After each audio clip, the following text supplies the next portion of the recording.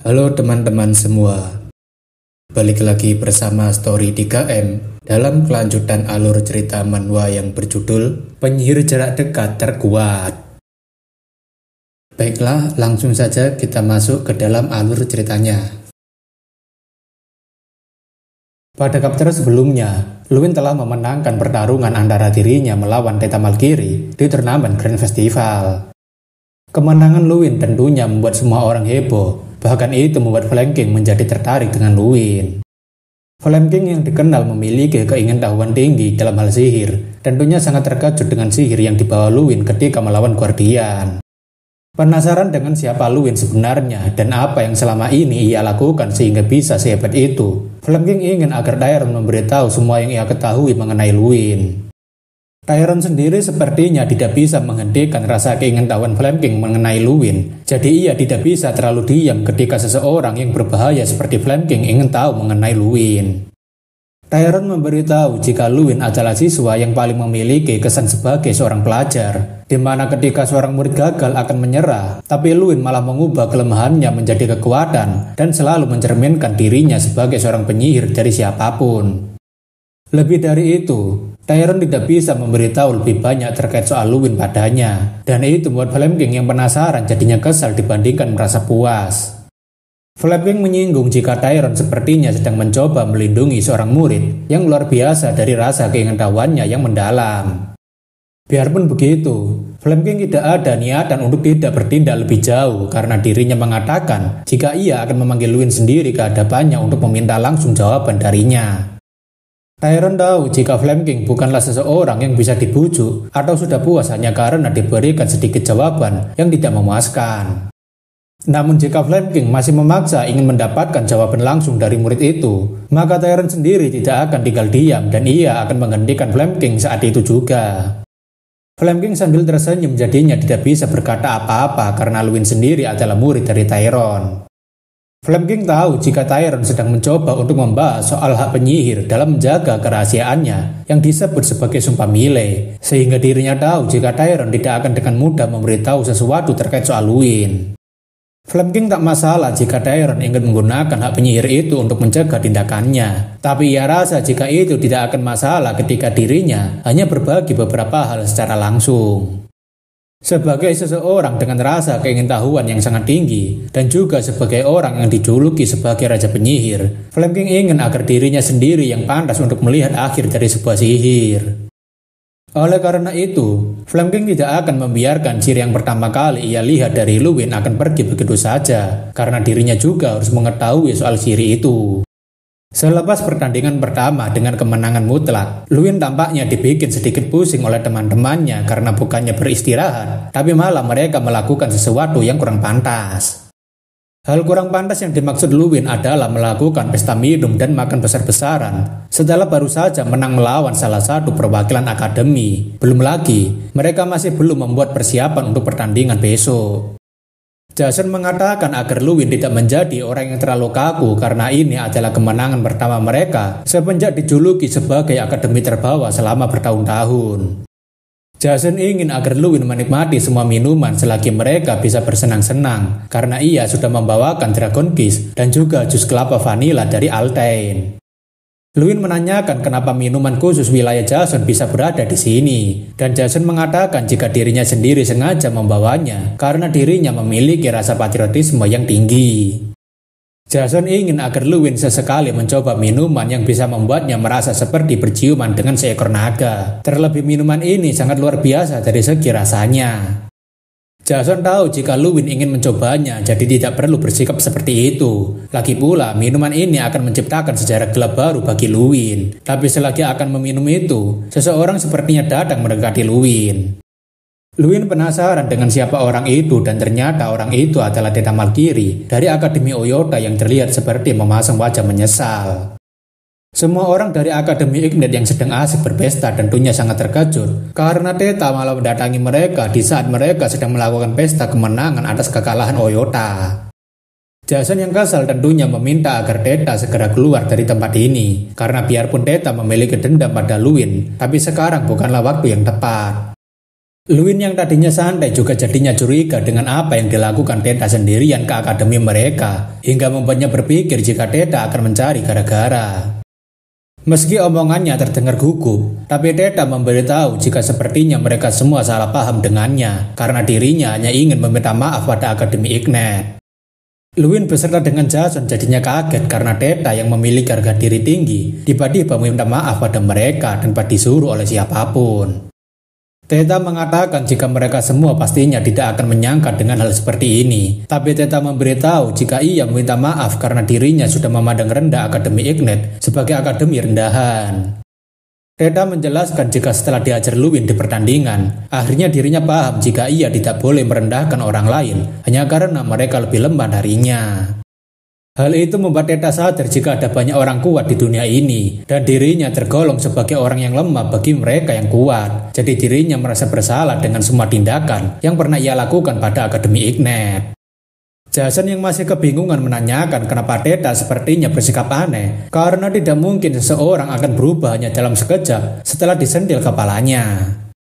Theta tahu jika Akademi Ignite tidak akan memaafkan dirinya begitu saja setelah semua yang ia lakukan pada mereka. Tapi tetap saja, bagi Theta saat ini tidak ada yang lebih penting dibandingkan mengakui kesalahan dan meminta maaf dengan benar. Luin tampaknya paham dengan situasi yang Theta alami saat ini, dan sepertinya apa yang dikatakan Theta adalah permintaan maaf yang sebenarnya. Para perwakilan Akademi Ignite yang mendengar permintaan maaf langsung dari Theta tentunya jadi lega. Namun hal itu juga membuat mereka merasa agak menjadi canggung jika ingin berbicara dengan Theta. Theta mengatakan jika dirinya tidak akan mengganggu pesta Akademi Ignite lebih lama lagi, dan ia meminta maaf karena sudah mengacaukan pesta kemenangan mereka. Di saat Theta berpamitan agar tidak mengganggu mereka, Luin kemudian menghentikan Theta yang akan pergi. Luin menanyakan pada Theta, apakah permintaan maafnya barusan adalah karena taruhan yang mereka buat ketika di penginapan, atau karena perasaan pribadi Theta yang benar-benar merasa sudah bersalah? Dengan wajah yang melas, Theta memberitahu jika dirinya meminta maaf bukan karena taruhan yang dibuat mereka, tetapi itu karena ketulusan hatinya. Sambil mengulurkan tangannya, Luin berterima kasih pada Theta karena telah meminta maaf dengan benar pada akademi mereka seperti pria sejati, dan dirinya tidak akan mempermasalahkan masalah ini lebih panjang lagi. Theta yang mendapat uluran tangan dari Luin tentunya menjabat tangannya karena ia merasa lega sudah dimaafkan atas semua tindakannya. Tidak hanya Luin, tetapi perwakilan akademi lainnya juga memaafkan Theta atas semua perbuatannya di masa lalu. Dan pada hari itu juga mereka semua menikmati pesta kemenangan bersama, termasuk dengan Theta. Keesokan harinya, Luin dibangunkan oleh teman-temannya karena Luin sudah mabuk berat sampai-sampai tidak sadarkan diri ketika berpesta.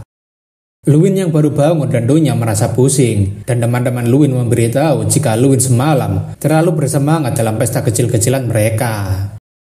Angus menanyakan apakah Luin mengingat kejadian semalam, di mana Luin meminum habis satu botol Dragon Key sendirian, dan itu membuat Jason dan temannya jadi tertawa. Jika Luin lupa, Angus memberitahu jika Luin semalam sangat bersemangat sampai menangis sambil menceritakan bagaimana Luin bertahan selama 5 tahun di akademi dan menjadi perwakilan seperti sekarang.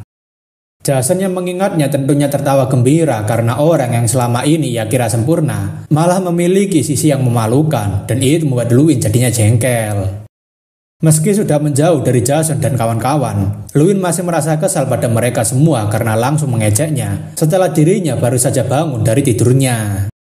Luin rasa jika dirinya harus menghindari minuman berbahaya semacam itu ketika mereka sedang berpesta, karena itu akan membuat dirinya jadi orang yang sangat emosional. Biarpun Luin merasa kesal dengan mereka yang mengejeknya tadi, tapi Luin bersyukur karena akademi mereka bisa menjadi semakin solid dan semakin dekat satu sama lain. Namun ketika sedang berjalan santai di lorong gedung, Theta yang merasa sudah akrab dengan Luin menanyakan apakah Luin semalam tidurnya nyenyak, dan itu membuat Luin jadinya terkejut. Luin yang teringat kejadian semalam tentunya jadi sangat malu karena dirinya dan Theta jadi tiba-tiba begitu akrab hanya karena mereka sudah saling memaafkan. Luin yang merasa masih sangat malu tentunya tidak ingin berpapasan dengan Theta yang mengetahui sisi lain dirinya. Tapi Theta sepertinya tidak masalah dengan itu dan ia menyemangati Luin. Sambil berjalan, Luin masih berpikir bagaimana cara dirinya agar bisa lepas dari rasa malu yang berlebihan ini, karena ia tidak mungkin akan terus merasa canggung pada semua orang. Ketika Luwin sedang berjalan-jalan sendirian, Profesor Heidel menghentikan Luwin karena dirinya ingin menyampaikan sesuatu, dan Luwin menanyakan apa itu. Profesor Heidel mengatakan jika masalah dan petaka selalu mengikuti Luwin kemana-mana, tapi Luwin yang salah paham berpikir jika Profesor Heidel sudah mengetahui tentang sejarah gelapnya. Heidel mengatakan apa yang dimaksud Luwin dengan sejarah gelap, karena ia hanya ingin menyampaikan jika ada seseorang yang ingin bertemu dengannya. Heidel mengatakan jika Dekan merasa khawatir karena orang yang mengincar Luwin adalah seseorang yang berbahaya dengan topeng licik, dan Luwin menanyakan memangnya siapa orang itu. Heidel mengatakan jika orang yang sedang mengincar Luwin dan membuat Dekan khawatir adalah Flame King atau Theron Artemis. Heidel juga memberitahu bahwa Flame King adalah seorang pria yang sangat pandai menyembunyikan niatan ataupun perasaannya yang sesungguhnya dengan menggunakan topeng liciknya. Heidel meminta maaf karena tidak bisa melindungi Luwin dari orang berbahaya seperti itu, karena dirinya sendiri hanya bisa memberikan informasi sampai segitu saja. Luwin berterima kasih atas peringatan Profesor Heidel padanya untuk berhati-hati, dan Heidel mengatakan jika jadwal pertemuannya akan ia sampaikan setelah turnamen hari ini. Setelah pertemuannya dengan Heidel, Luwin memberitahu teman-temannya jika Flame King akan menonton pertandingan mereka hari ini, dan itu membuat mereka jadinya gugup tapi juga bersemangat. Dengan adanya Flame King yang tertarik melihat mereka, Luwin ingin agar teman-temannya makin bersemangat karena mereka sekarang memiliki alasan yang lebih untuk menang. Luwin juga memberitahu jika ia sudah menyiapkan sebuah rencana yang ia namai sebagai "bertahan saja kalau kalian bisa". Mereka semua menanyakan apa maksud rencana ini, dan Luwin mengatakan jika rencana mereka hanyalah menyerbu wilayah musuh secara langsung bersamaan. Kompetisi Arrow Ball adalah sebuah kompetisi di mana akan ada sebuah panah hidup yang terbang sepanjang waktu dalam kompetisi. Biasanya, 9 anggota tim dibagi menjadi beberapa posisi, yaitu attacker, defender, dan goalkeeper, serta aturan kompetisi juga sederhana, di mana tim yang berhasil memasukkan Arrow Ball paling banyak ke gawang lawan, maka dialah pemenangnya. Meski aturannya terdengar sangat simpel dan mudah untuk dipraktikkan, tapi karena kompetisi ini mirip sepak bola, maka mereka juga harus bisa membuat strategi yang matang. Sebagai contohnya, mereka harus tahu kapan menggunakan sihir pertahanan untuk mencegah lawan, kemudian kapan mereka harus menggunakan sihir crowd control, hingga mereka juga harus bisa menangkap arrow ball yang menuju gawang mereka. Itulah bagaimana biasanya kompetisi arrow ball berjalan. Tapi sekarang ini, perwakilan Akademi Ignite menggunakan formasi yang berbeda dari biasanya dan tidak pernah digunakan dalam kompetisi. Perwakilan Akademi musuh saat ini sedang mengalami kesulitan karena strategi Luwin yang tidak biasa dalam melawan mereka. Belum lagi, beberapa sihir yang mereka rapalkan untuk menghentikan pergerakan Luwin sepertinya terasa sia-sia karena dia bisa mengatasinya dengan mudah. Mulai dari sihir pertahanan hingga sihir penyerangan, Luwin dengan begitu mudahnya bisa menghancurkan akademi musuh yang ingin menghentikan pergerakannya. Bahkan Luwin sendiri terlihat menikmati serangan mereka. Di podium penonton, Teta Malkiri memberikan semangat pada Luwin yang berhasil menghancurkan strategi lawan menggunakan gaya bertarungnya yang tidak masuk akal. Tapi tentunya, teman-teman Teta yang melihat Teta bisa berteman dengan Luwin merasa jika ketua mereka sepertinya sudah kehilangan akal sehatnya setelah dihajar oleh Luwin. Teta yang mendengar menanyakan apa maksud perkataan mereka barusan, padahal dirinya dan Luwin adalah seorang teman yang telah bertukar pukulan di arena. Teman Teta mengatakan jika sepertinya itu bukan pertukaran pukulan, karena hanya Teta sendiri yang dipukuli secara sepihak, dan itu membuat Teta makin tersinggung. Karena dirasa tak akan bisa menang melawan Teta yang mudah marah, teman Teta akhirnya berbisik jika orang itu sudah kehilangan akal sehatnya dan sudah tidak bisa disembuhkan lagi. Dalam hatinya, Teta menyadari satu hal ketika dirinya bertarung melawan Luwin pada duel terakhir kali, dan ia merasa jika Luwin berbeda dengan kandidat lainnya. Meski semua orang menganggap jika Luwin hanyalah murid gagal yang kebetulan berhasil, tapi Teta yakin jika Luwin adalah generasi penyihir selanjutnya yang tersembunyi. Dari semua orang yang pernah ia lawan, mulai dari Irene Prius, Dalian Malkan, dan juga Dompreng, Teta menyadari perbedaan kekuatan antara dirinya dan mereka cukup besar. Namun dari semua pertarungan yang pernah ia lakukan ketika melawan generasi penyihir selanjutnya, Luwin Ardell adalah lawan yang jauh lebih kuat dibandingkan mereka semua. Teta sendiri hampir tak menyangka jika dirinya akan secara langsung bertemu dengan penyihir kuat dan bahkan minum bir bersamanya. Reda juga merasa jika Luwin tidak hanya kuat sebagai seorang penyihir, tapi dia juga adalah seorang pemimpin yang berkualitas dan seseorang yang inklusif. Reda bersyukur karena dirinya bisa berteman dengan orang sehebat itu, dan ia benar-benar tidak menyesal sama sekali setelah melakukan permintaan maaf dengan tulus waktu itu. Perwakilan Akademi Oyota menanyakan apakah Deta tidak akan mengajak mereka melakukan rapat terlebih dulu, karena mereka akan melakukan pertandingan sebentar lagi, dan Deta baru teringat jika dirinya nanti akan ada pertandingan. Kembali ke arena pertandingan di mana saat ini beberapa perwakilan Akademi musuh yang bertanding melawan Akademi Ignite sedang kesusahan untuk menghentikan pergerakan Luwin. Luwin dengan begitu mudahnya bisa menghindari tembakan petir yang dilancarkan oleh musuh dan juga ia sama sekali tidak memperdulikan serangan bola api yang menyusulnya. Karena mereka bertiga masih belum melakukan apa-apa atau masih menyiapkan sihir selanjutnya, Luwin bergegas mendekati mereka bertiga yang menyerangnya. Luwin yang sudah menyiapkan sihirnya di dalam pukulannya tentunya bersiap untuk menyerang sambil mengatakan jika sekarang ini adalah gilirannya. Dengan memukulkan tinjunya ke tanah, Luwin membentuk sebuah dinding es yang cukup tinggi dan lebar hingga mereka bertiga tidak bisa melihat posisinya Luwin. Mungkin kalian penasaran kenapa Luwin malah menggunakan pukulannya ke tanah dan bukan ke musuh. Tapi beginilah cara Luwin dalam bertarung yang berbeda dengan kebanyakan penyihir. Dinding es yang dibangun Luwin tadi bertujuan agar dirinya bisa menghancurkannya dan membiarkan pecahan-pecahan sihir es tadi untuk menyerang musuh yang cukup banyak. Perwakilan Akademi musuh tentunya terkejut dengan serangan dadakan Luwin yang tidak normal. Mungkin mereka bisa menggunakan sihir perlindungan, tapi mereka sendiri tidak tahu jika Luwin akan menggunakan dinding es untuk menyerang. Karena perwakilan Akademi musuh terlalu fokus pada Luwin, Jason yang memegang anak panah atau arrow ball tentunya bersiap untuk melemparkan arrow ball ke arah gawang lawan. Mereka yang baru sadar jika ada tim Luwin lainnya yang menyerang, tentunya berusaha untuk menghentikan arrow ball yang akan dilancarkan oleh Jason. Dengan memberikan kekuatan pada lemparannya, Jason menembakkan arrow ball ke arah gawang lawan dengan sangat kuat, sampai-sampai serangan itu mirip seperti Kamehame. Lemparan arrow ball Jason tampaknya tidak meleset atau terhalang, karena sekarang Akademi Ignite mendapatkan penambahan 1 skor, hingga membuat Akademi Ignite unggul 2 poin. Bukannya belajar dari kesalahan untuk membuat strategi baru dan berkualitas, Akademi musuh sekarang malah semakin fokus untuk menghentikan pergerakan Luwin yang gesit. Dalam momen itu, Jason beserta dengan perwakilan lainnya tentunya menggunakan kesempatan ini untuk menggali celah di antara formasi musuh. Dengan mengambil kesempatan ketika musuh lengah dengan pertahanan mereka yang sangat berfokus pada Luwin, pada akhirnya formasi mereka tidak mengubah situasi mereka sama sekali. Para penonton yang melihat performa Akademi Ignite tentunya tidak percaya dengan apa yang sedang mereka tonton saat ini. Pada akhirnya, pertarungan Akademi Ignite melawan Akademi musuh hanya menjadi pembantaian sepihak tanpa bisa memberikan serangan balik. Biasanya dalam kompetisi arrow ball, mendapatkan 3-4 gol adalah jumlah normalnya. Tapi kali ini, Akademi Ignite berhasil membantai dengan jumlah gol mencapai 11. Awalnya Akademi Ignite selalu dianggap sebagai akademi terendah dalam setiap kompetisi, namun sekarang mereka malah terlihat seperti monster yang siap membantai lawannya.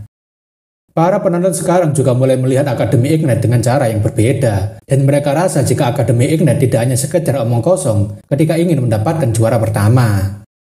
Di ruangan istirahat yang sudah disiapkan, perwakilan Akademi Ignite sangat senang karena mereka bisa mendapatkan kemenangan lagi dan mereka optimis bisa menjadi juara. Dikala semua perwakilan sedang asik merayakan kemenangan mereka, Luwin Ardell dipanggil oleh Profesor Heidel yang mendatangi tempat mereka. Heidel mengatakan jika sepertinya mereka semua sedang menikmati masa-masa kemenangan yang selama ini tidak pernah bisa mereka rasakan. Luwin menanyakan apakah Profesor Heidel datang kemari terkait dengan pertemuannya dengan Flame King, dan Heidel membenarkan karena jadwal pertemuannya sudah ditentukan.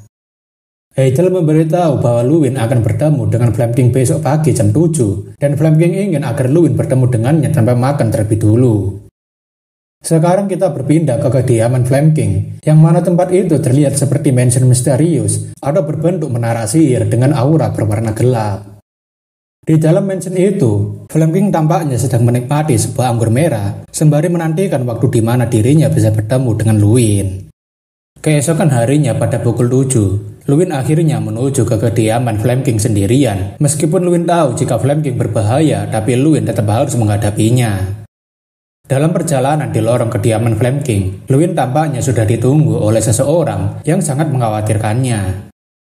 Luwin tak menyangka jika Dekan sendiri yang akan menemaninya, dan Tyrion mengatakan sepertinya Luwin tidak terlalu gugup akan bertemu dengan Flame King.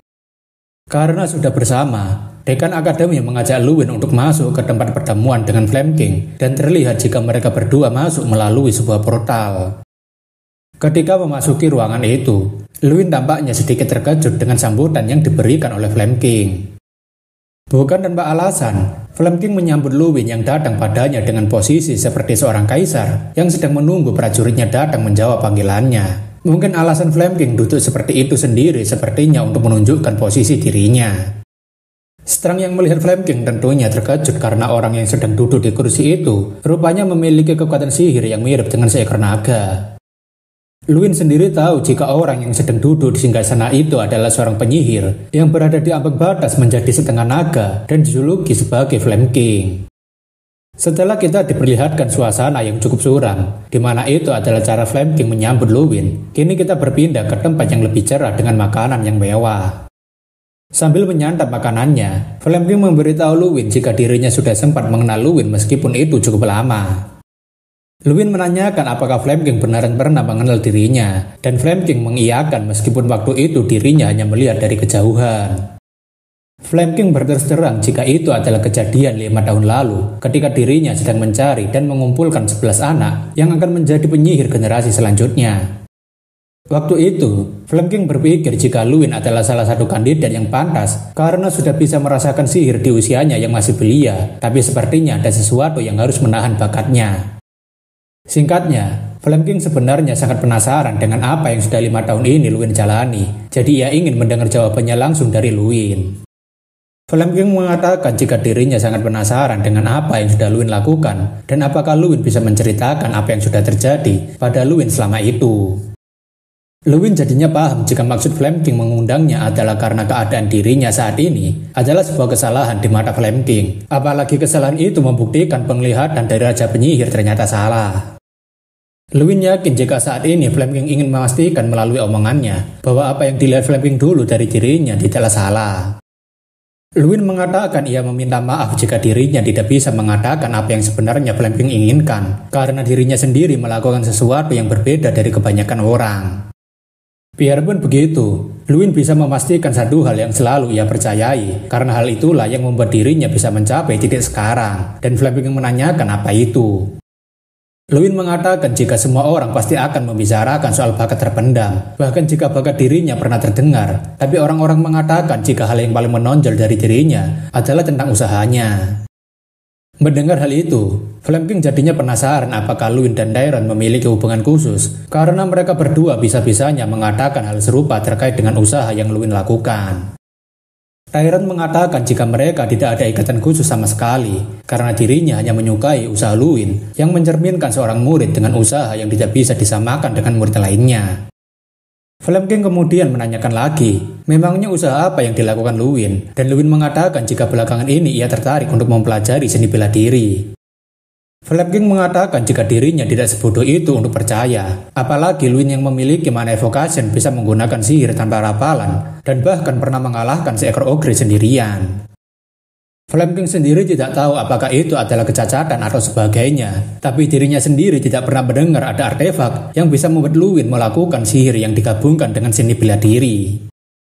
Tapi apa boleh buat, karena sumpah milik seorang penyihir, Flame King tidak bisa memaksakan sesuatu yang Luwin rahasiakan dari dirinya, dan Tyrion mengatakan memang seharusnya begitu. Flame King sendiri tampaknya tidak ingin meneruskan rasa penasarannya lebih lanjut karena masih ada banyak kesempatan yang bisa ia lihat di masa depan, jadi dirinya tidak perlu terburu-buru. Meski begitu, Flame King memberitahu bahwa dirinya masih belum menyerah dengan Luwin dan akan terus mengawasinya. Flame King penasaran apakah usaha yang disebut oleh Luwin juga akan berlaku bagi 11 anak yang ia kembangkan selama ini. Luwin tentunya tidak masalah dengan hal itu, dan Luwin mempersilahkan agar Flame King terus mengawasi perkembangannya. Sebelum pergi, Luwin ingin menanyakan sesuatu pada Flame King karena dirinya juga penasaran terkait dengan 11 penyihir generasi selanjutnya yang dibimbing langsung oleh penyihir terkuat. Luwin mengatakan jika dirinya sangat penasaran dengan seberapa besar perbedaan antara dirinya dengan anak-anak yang dipilih dan didukung langsung oleh Flame King. Mendengar hal itu, Flame King jadinya berapi-api dengan perkataan Luwin, karena itu sama saja dengan Luwin menyatakan perang terhadapnya. Sekarang kita kembali ke lokasi turnamen Grand Festival yang kesekian. Entah sekarang sedang ada pertarungan antar akademi mana dengan akademi yang mana. Pertandingan itu tampaknya sangat seru karena semua penonton bersorak bangga dengan pertandingan yang sedang berlangsung. Di sisi lain, tampaknya Flame King dan Tyrant melakukan pertemuan lagi, di mana Tyrant tak menyangka jika Flame King akan memperlakukan mereka lebih baik. Flame King mengatakan agar Tyrant tidak perlu khawatir jika dirinya akan melahap murid sepertinya, karena Flame King sendiri selalu menerima penyihir berbakat seperti Tyrant. Tyrant cukup lega karena Flame King tidak menunjukkan ambisinya ketika bertemu dengan Luwin, dan ia menanyakan apakah rasa penasaran Flame King sudah terpuaskan. Flame King sebenarnya masih ingin tahu apakah Tyrant secara kebetulan masih menyimpan rahasia lain atau tidak. Tapi untuk saat ini, dirinya malah memiliki rasa penasaran yang berbeda dibanding waktu itu. Flame King mengatakan harusnya Tyrant juga mendengarnya jika bocah itu dengan beraninya memberikan peringatan padanya dengan cara yang halus. Tapi Tyrant mengatakan sebaiknya Flame King melihat Luwin sebagai anak kecil yang butuh kasih sayang. Flame King memberitahu jika bocah itu berbeda dengan kebanyakan penyihir yang akan ketakutan ketika berhadapan dengannya, tapi Luwin malah tidak menunjukkan ketakutan sama sekali terhadapnya. Biarpun sikapnya terdengar agak kurang ajar padanya, namun hal itu malah membuat Flame King jadinya semakin tertarik dengan Luwin yang tidak seperti kebanyakan penyihir. Flame King berharap jika anak-anak yang diincarnya akan menjadi sosok yang sedikit lebih menarik seperti Luwin dibandingkan selalu menjadi seorang penyihir yang mengikuti jalan penyihir terdahulu. Kembali ke arena pertandingan, semua penonton yang datang tampaknya sedang bersorak atas kemenangan salah satu akademi yang baru saja bertanding. Rupanya, akademi yang barusan bertanding adalah Akademi Pelatihan Tentara Sirainak yang dipimpin oleh juara pertama secara beruntun yaitu Dom Prime. Bagi Dom Prime, sorakan dan tepukan tangan dari para penonton bukanlah apa-apa baginya, karena dirinya hanya ingin mendapatkan apresiasi dari satu orang itu saja. Tak lama, salah seorang perwakilan Akademi Tentara Sihir memanggil Dom sambil berlari karena dirinya memiliki informasi yang sangat penting. Pria itu memberitahu Dom mengenai informasi yang ia dapatkan secara langsung, dan itu sepertinya membuat Dom sangat terkejut. Dom Prime menanyakan apakah dia yakin dengan perkataannya barusan, dan pria itu mengatakan jika ia sangat yakin karena dirinya sendiri yang melihatnya secara langsung. Pria itu memberitahu bahwa dirinya melihat Luwin Ardell, perwakilan dari Akademi Ignite memanjat tower bersama dengan dekan akademinya untuk bertemu dengan Flame King. Mendengar hal itu, Dom Prime tampaknya tidak terima jika ada orang lain yang membuat Flame King tertarik, apalagi sampai membuat Flame King melakukan pertemuan pribadi dengan orang itu. Dom Prime sendiri telah menonton pertandingan Luwin beberapa kali, dan dia lumayan membuat kekacauan di turnamen. Terlebih, banyak rumor tentang seberapa sulit menghadapi Luwin dengan gaya bertarungnya yang unik. Meski Luwin sudah menunjukkan kemampuannya yang berbeda dengan kebanyakan penyihir, tapi tetap saja, Dom Prime tidak peduli karena sebanyak apapun Luwin memanjat, Luwin tidak layak untuk dijadikan sebagai lawannya. Dom Prime sadar jika Luwin memiliki sedikit keunikan dalam gaya bertarungnya yang lebih menonjol ke arah pertarungan jarak dekat, dan itu memang sempat membuatnya penasaran dengan sihir macam apa yang digunakan oleh Luwin. Namun setelah mengetahui jika Flame King mulai tertarik dengan Luwin dan bahkan mengundangnya secara pribadi, Dom Prime tampaknya tidak bisa menerima hal itu. Seketika itu, teman-teman Dom Prime sangat terkejut ketika mendengar suara pukulan cukup keras di belakang mereka. Dom Prime sendiri terlihat sangat kesal dengan apa yang barusan ia pikirkan tentang Luwin dan Flame King. Tapi itu membuat teman-teman Dom jadinya menanyakan apa yang sedang terjadi padanya. Dalam hatinya yang sangat marah, Dom Prime tidak bisa memaafkan perbuatan Luwin Ardell karena Dom merasa jika hanya dirinya saja yang pantas untuk mendapatkan pengakuan dari Raja Penyihir sekarang. Setelah bertemu dengan Flame King, Luwin memutuskan untuk keluar ruangan Flame King terlebih dulu dan meninggalkan dekan akademi beserta dengan Flame King. Namun ketika Luwin baru saja keluar dari pintu, seseorang yang bisa kalian sebut sebagai penggemar berat Flame King menunggu Luwin dari tadi. Orang itu tidak lain adalah salah satu dari 11 penyihir generasi selanjutnya, yaitu Dom Prime, dan itu buat Luwin jadinya penasaran kenapa orang itu menatapnya seperti memiliki kebencian yang mendalam. Dom Prime menanyakan apa yang sudah Luwin bicarakan dengan Flame King, karena tidak seharusnya murid gagal sepertinya dapat menarik perhatian Flame King. Luwin balik menanyakan, apakah itu alasan kenapa juara pertama kompetisi berturut-turut menunggu seseorang seperti dirinya hanya untuk menanyakan pertemuannya dengan Flame King. Domprem mengatakan jika Luwin tidak berhak untuk menanyakan hal itu padanya, karena seharusnya Luwin saja yang menjawab pertanyaannya, dan itu buat Luwin jadinya heran. Luwin tentunya membalas jika dirinya sendiri sepertinya tidak memiliki alasan untuk memberitahu Domprem, karena dia juga tidak memiliki hak untuk mengetahuinya. Perkataan itu tentunya membuat Domprem kesal karena Luwin seperti membalikkan omongannya barusan, tetapi tetap saja Domprem mengatakan jika dirinya harus mengetahui hal itu. Domprem yang sangat ambisius mendapatkan perhatian Flame King sepertinya tidak ragu-ragu menggunakan cara kekerasan untuk mengetahui apa yang sebenarnya Luwin bicarakan dengan Flame King. Luwin tentunya merasa jika orang ini beneran sudah gila karena tanpa ragu menggunakan kekuatannya untuk mendapatkan informasi soal pembicaraannya dengan Flame King. Luwin menanyakan apakah Domprem serius akan mengajaknya berduel di sini, padahal sekarang mereka sedang berada di luar arena pertandingan. Domprem mengatakan jika dirinya tidak peduli dengan aturan semacam itu, karena dirinya harus mengetahui apa yang Luwin bicarakan dengan Flame King apapun yang terjadi. Karena Domprem sepertinya sangat keras kepala, Luwin menunjukkan kekuatannya untuk mengimbangi kekuatan Domprem, dan bisa kita lihat jika sepertinya mereka berdua akan serius melakukan pertarungan di luar turnamen. Tak diragukan lagi, jika kekuatan yang dimiliki oleh Domprem lebih unggul jika dibandingkan dengan Luwin untuk saat ini. Luwin sendiri yang berhadapan langsung dengan Domprem juga merasa jika orang ini adalah orang yang sangat kuat. Bahkan Luwin sendiri tidak bisa menemukan kelemahan atau celah dari Domprem. Luwin tentunya cukup merinding dengan kekuatan Domprem yang sepertinya berencana mengeluarkan seluruh kekuatannya. Belum lagi, Luwin tidak berpikir untuk membuat kekacauan di luar turnamen. Luwin berpikir, apakah Domprem beneran akan menarik pedangnya hanya untuk mengetahui pembicaraannya dengan Flame King, tapi sayangnya doa Luwin itu malah terkabul. Sebelum Domprem akan menebaskan pedangnya ke arah Luwin, seseorang menyuruh agar Domprem dan Luwin segera berhenti melakukan tindakan ceroboh yang melanggar peraturan turnamen. Domprem dan Luwin tentunya terkejut karena Irene Brius tiba-tiba bisa berada di tempat mereka berdua. Entah bagaimana Irene bisa tahu jika Luwin dan Domprem akan bertarung, tapi waktu kedatangannya sangat pas. Irene menanyakan apa yang sedang mereka berdua lakukan di sini, karena sepertinya tidak ada agenda perkumpulan yang dilakukan, tapi mereka berdua malah membuat perkumpulannya sendiri. Luwin mengatakan jika tidak ada perkumpulan apapun di sini, dan mereka berdua hanya sekedar bertemu secara tidak sengaja, tapi Irene tentunya tidak percaya dengan omongan si pembuat masalah. Tanpa berbicara sepatah kata pun, Domprem kemudian langsung pergi dari hadapan Luwin dan Irene, meskipun kita tidak tahu alasan kenapa Domprem langsung pergi ketika Irene datang. Luwin menanyakan pada Irene, apakah orang itu memang selalu sensitif seperti itu, padahal ini sebenarnya adalah pertemuan pertama mereka berdua.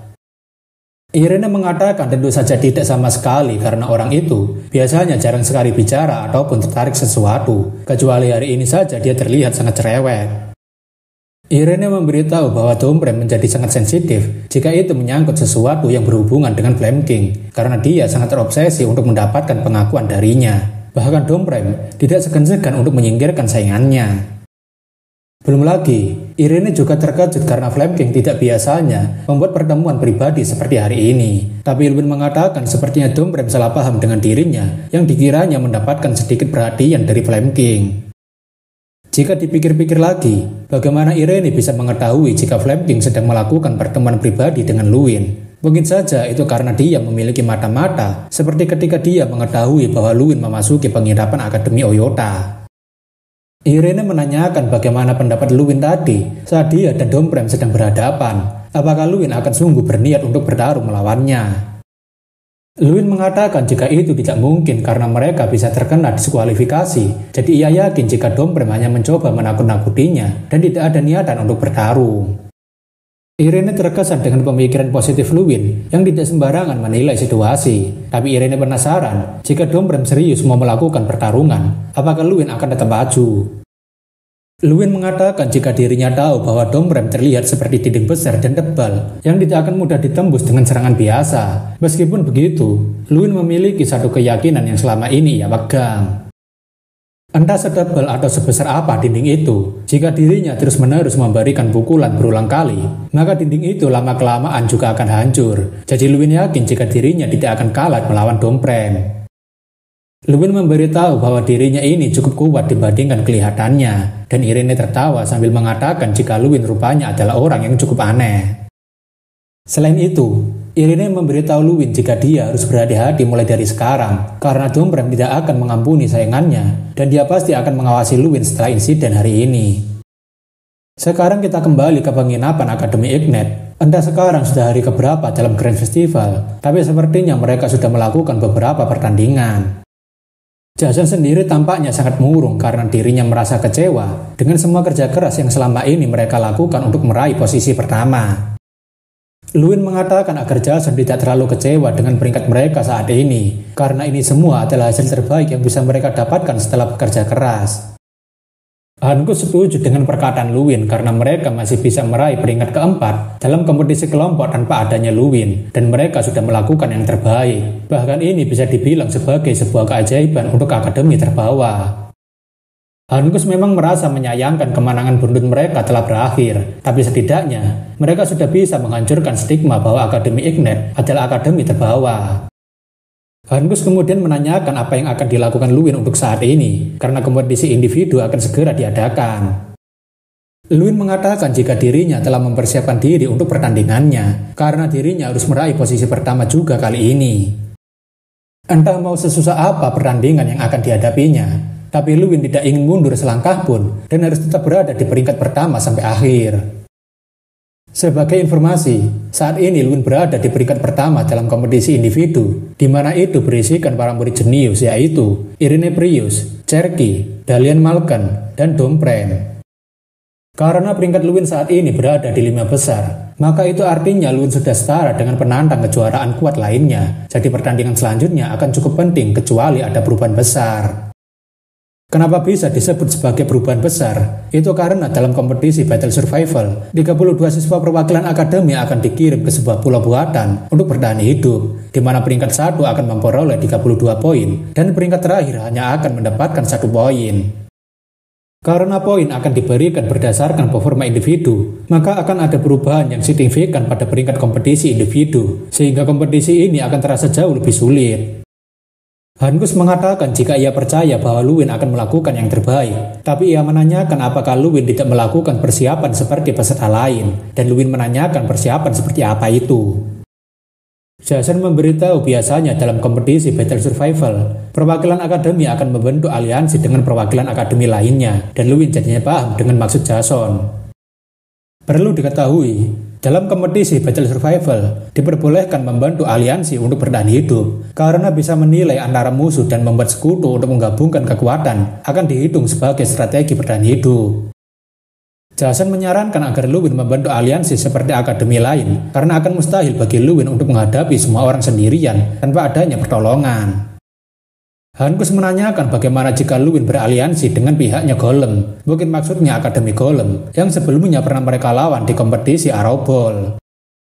Luwin sendiri tak yakin akan mengajak Akademi Golem untuk beraliansi, karena Luwin sekarang sedang berpikir untuk mengajak seseorang bergabung dengannya. Meskipun Luwin sudah beberapa kali bertemu dengan orang itu, tapi Luwin tidak bisa menjamin jika orang itu akan mau beraliansi dengannya. Ketika sedang kebingungan ingin membantu aliansi dengan perwakilan akademi mana, Reta Malkiri langsung mendatangi penginapan Akademi Ignet untuk mengajak Luwin beraliansi. Luwin baru sadar jika ada Reta Malkiri yang kini sudah berada di pihaknya, jadi ia tidak perlu khawatir lagi jika tidak ada yang mau beraliansi dengannya. Teta mengatakan agar Luwin tidak mencoba untuk mengkhianatinya di tengah-tengah kompetisi, dan Luwin juga mengatakan hal yang sama pada Teta untuk tidak mengkhianatinya. Biarpun Luwin mengatakan agar Teta tidak mengkhianatinya, tapi Luwin sendiri dari awal sudah tahu bahwa Teta bukanlah orang yang akan berkhianat karena dia orangnya jujur.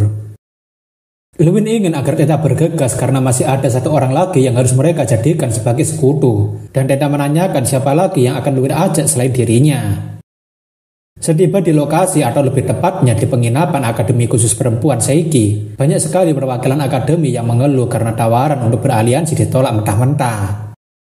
Teta yang terkejut menanyakan apakah Luwin serius akan mengajak perwakilan Akademi Khusus Perempuan untuk beraliansi dengan mereka, dan Luwin mengiyakan. Teta sekali lagi menanyakan apakah Luwin berencana membuat Irene Prius sebagai sekutu, terlebih dia adalah pesaing yang kuat untuk kejuaraan, tapi Luwin mengatakan sebaiknya mereka mencoba dulu. Teta mengatakan apakah Luwin sebenarnya berteman dengan Irene, dan Luwin mengatakan jika mereka sedikit berteman. Teta jadinya tak menyangka jika dirinya akan satu tim dengan Irene Prius karena tawaran Luwin pastinya akan diterima. Tapi Luwin mengatakan agar Teta tidak terlalu berharap karena dia masih belum bertanya padanya.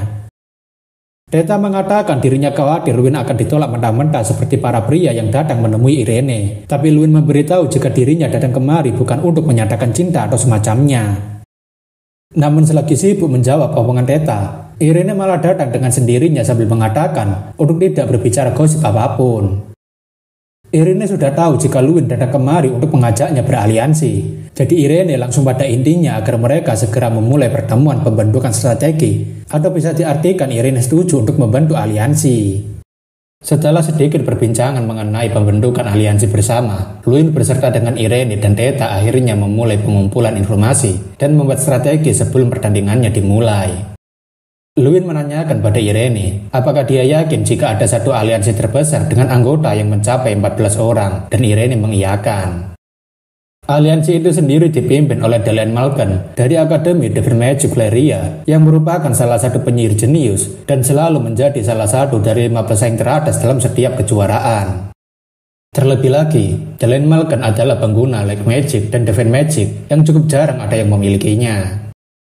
Teta mengatakan jika tidak ada yang perlu dikhawatirkan soal jumlah aliansi Dalkan, tapi tetap saja Teta merasa jika Dalkan adalah orang yang paling menyebalkan di antara semuanya.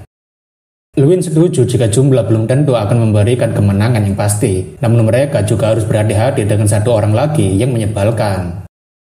Orang yang dimaksud Luwin adalah Domprem karena dia memiliki kekuatan yang tidak masuk akal dan mungkin saja satu pasukan bisa dibantai olehnya.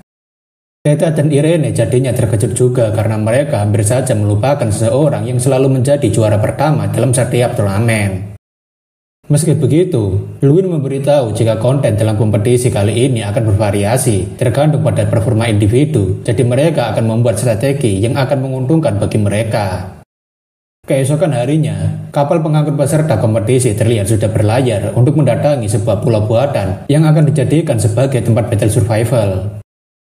Profesor Berkumis menjelaskan jika rompi yang digunakan setiap perwakilan memiliki durabilitas yang akan melindungi mereka dari serangan fatal. Namun ketika durabilitasnya habis, mereka akan tereliminasi dan dipindahkan secara otomatis. Selain itu, Profesor Kumis ingin agar setiap perwakilan tetap menjaga dan mengingat setiap peraturan yang ada. Jadi ia berharap mereka semua paham sehingga tidak melakukan kesalahan yang merugikan diri mereka sendiri. Setelah sampai di tepi pantai, para peserta diminta untuk langsung turun karena pertandingan akan segera dimulai ketika mereka sudah memasuki pulau utamanya. Teta yang baru saja turun langsung merasa gugup padahal pertandingannya masih belum dimulai, dan Luwin mengatakan jika Teta sebaiknya mencoba untuk lebih bersantai. Seperti yang kalian tahu, jika kompetisi Battle Survival adalah kompetisi bertahan hidup di alam liar, dan waktu yang diberikan pada peserta untuk bertahan hidup di dalam pulau adalah selama 72 jam atau lebih tepatnya 3 hari. Di antara semua peserta yang ada, Luwin memperhatikan jika Domprem rupanya sudah berniat untuk bergerak sendirian, tapi meskipun sendirian, Irene menyarankan agar tetap tidak meremehkan orang itu. Luwin merasa jika mereka sebaiknya tidak mencoba untuk mendekat pada orang itu, dan sebaiknya mereka segera berangkat karena mereka harus menaiki perahu terlebih dulu untuk menuju pulau utamanya. Karena Luwin, Irene, dan Teta sudah beraliansi, mereka bertiga menuju pulau utamanya dengan menaiki perahu yang sama agar bisa sampai ke pulau utamanya secara bersamaan. Sebagai informasi, kompetisi Battle Survival mirip seperti game PUBG atau Free Fire, di mana nanti mereka akan bertahan hidup di wilayah aman yang semakin lama semakin mengecil. Irene sendiri paham kenapa wilayah ini disebut sebagai safe zone, dan Luwin membenarkan karena jangkauan perlindungan akan mengecil seiring berjalannya waktu. Karena ini adalah kompetisi bertahan hidup, Luwin mengajak Teta dan Irene untuk bergerak cepat karena mereka harus mengamankan tempat yang bagus secepatnya. Karena pulau ini dibuat dengan hutan yang lebat, itu akan membuat beberapa tim bisa membuat markas persembunyian atau melakukan penyergapan. Di atas pepohonan, Teta yang kelaparan mengatakan jika dirinya tidak ada niatan untuk memberontak, tapi sebenarnya ia penasaran kenapa Luwin tidak membiarkan dirinya mengambil beberapa makanan untuk dibawa. Irene mengatakan bukankah Teta sendiri yang berdebat jika mereka harus melakukan penyergapan pada mereka terlebih dulu, dan Teta tidak bisa membantah kenyataan itu meskipun rasanya dia sudah tidak kuat lagi untuk bertahan.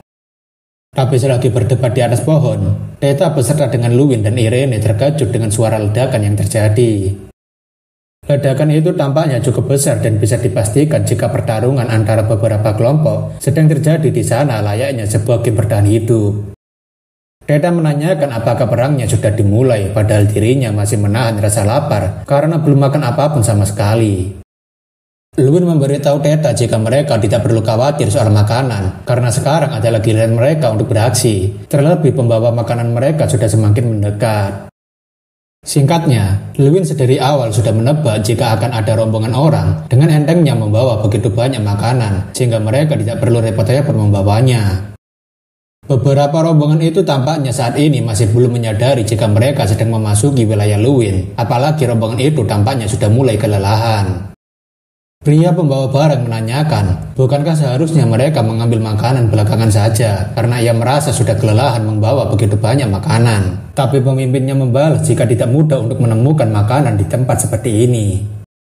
Karena efek kelelahan dengan barang bawaannya, mereka sampai tidak fokus jika di arena sekitar sudah ada penyergapan. Bahkan salah satu anggota mereka sudah terkena serangan terlebih dulu.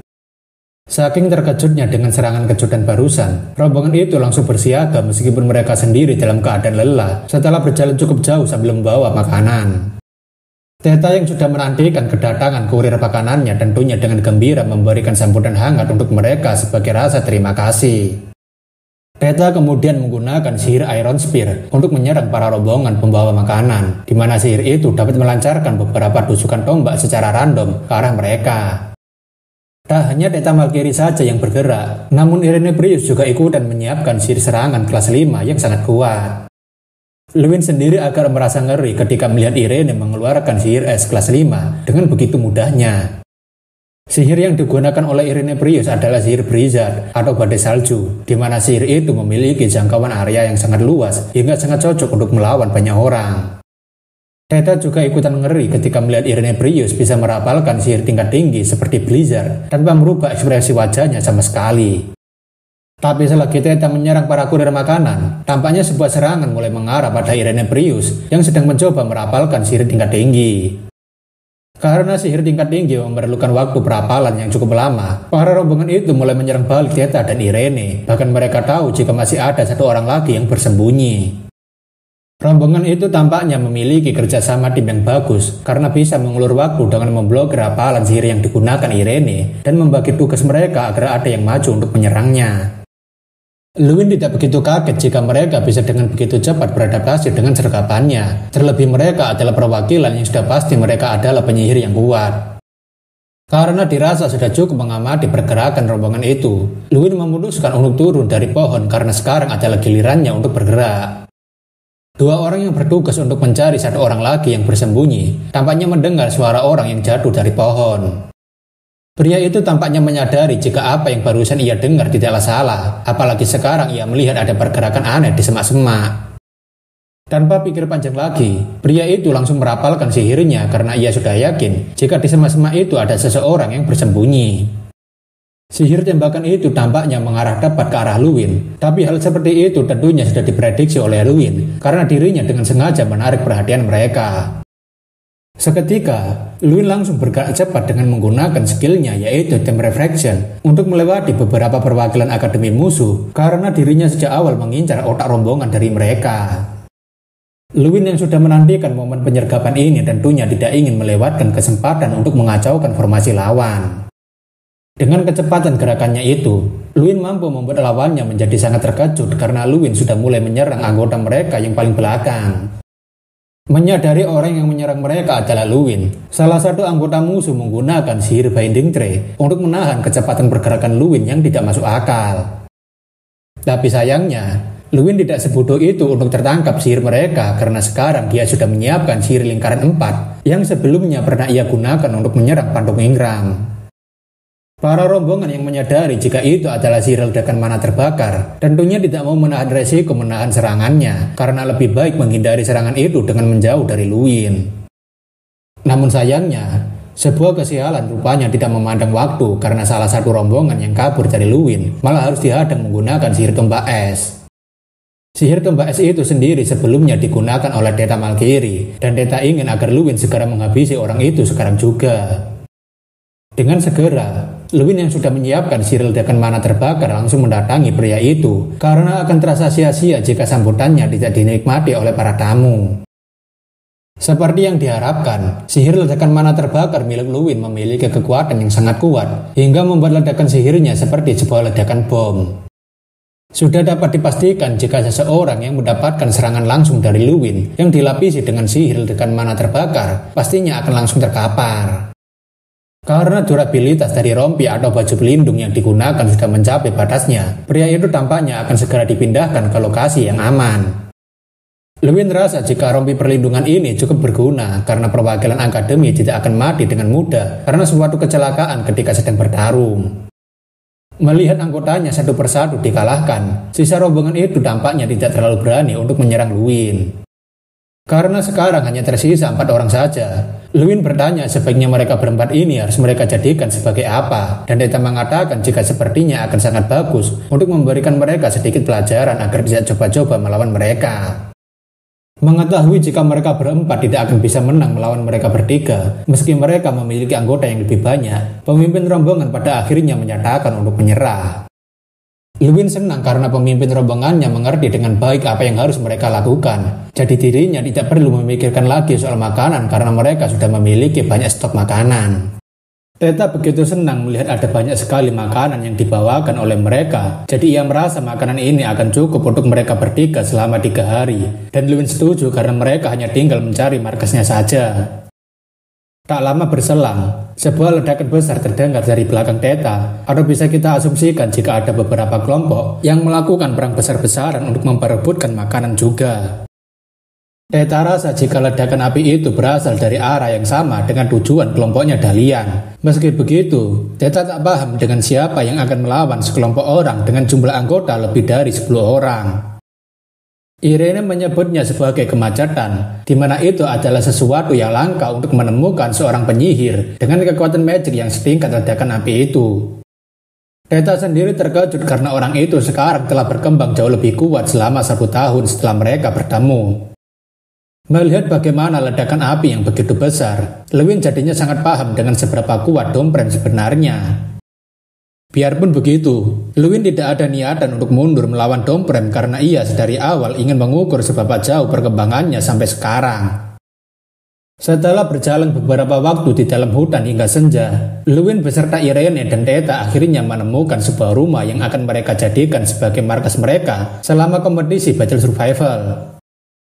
Karena tidak ada pertanda bahwa tim lain yang tiba terlebih dulu, Irene rasa mereka bisa menempati rumah ini terlebih dulu. Lewin menyarankan agar mereka bertiga beristirahat sejenak setelah berjalan cukup lama dan melakukan beberapa latihan. Tapi sepertinya, Deta berniat untuk membakar daging yang ia bawa dari penginapan. Lewin mengatakan agar Deta tidak mencoba memasak apapun untuk sekarang ini, karena bisa saja mereka akan memancing beberapa kelompok untuk datang dan mengambil paksa markas mereka. Terlepas dari obrolan mereka, Irene menanyakan pada Lewin bagaimana bisa ia mengetahui apa yang akan dilakukan kelompok lain. Irene bermaksud agar Lewin memberitahunya bagaimana bisa rencana yang disusun oleh Lewin bisa berjalan lancar sesuai dengan dugaannya. Kembali pada saat Lewin beserta Irene dan Deta mendiskusikan rencana, di mana Lewin sudah menebak bahwa tim Dalian akan pergi ke Central Village karena di sana memiliki markas yang dapat menampung banyak orang. Karena di sana adalah tempat berkumpulnya banyak orang, Lewin menebak jika Domprem juga akan menuju ke sana dan menyerang kelompok Dalian. Irene menanyakan bagaimana Lewin seyakin itu jika Domprem akan menyerang kelompok Dalian yang memiliki jumlah orang lebih banyak, tapi Domprem hanya sendirian. Lewin mengatakan apapun yang terjadi, Domprem pasti akan mendatangi mereka karena itu adalah cara terbaik untuk menang sendirian, dan Irene menanyakan kenapa begitu. Lewin mengatakan hanya ada satu alasan masuk akal kenapa seseorang dengan nekatnya melakukan tindakan ceroboh seperti itu, yaitu untuk mendapatkan poin membunuh. Poin membunuh sendiri adalah poin yang bisa didapatkan setiap individu dengan cara mengeliminasi seseorang, dan jika dirinya adalah Domprem, Lewin pasti akan berpikir jika ini adalah ide bagus. Hanya saja, Lewin mengatakan jika itu hanyalah sudut pandang dari dirinya ketika ia menjadi Domprem dan ingin menang sendirian.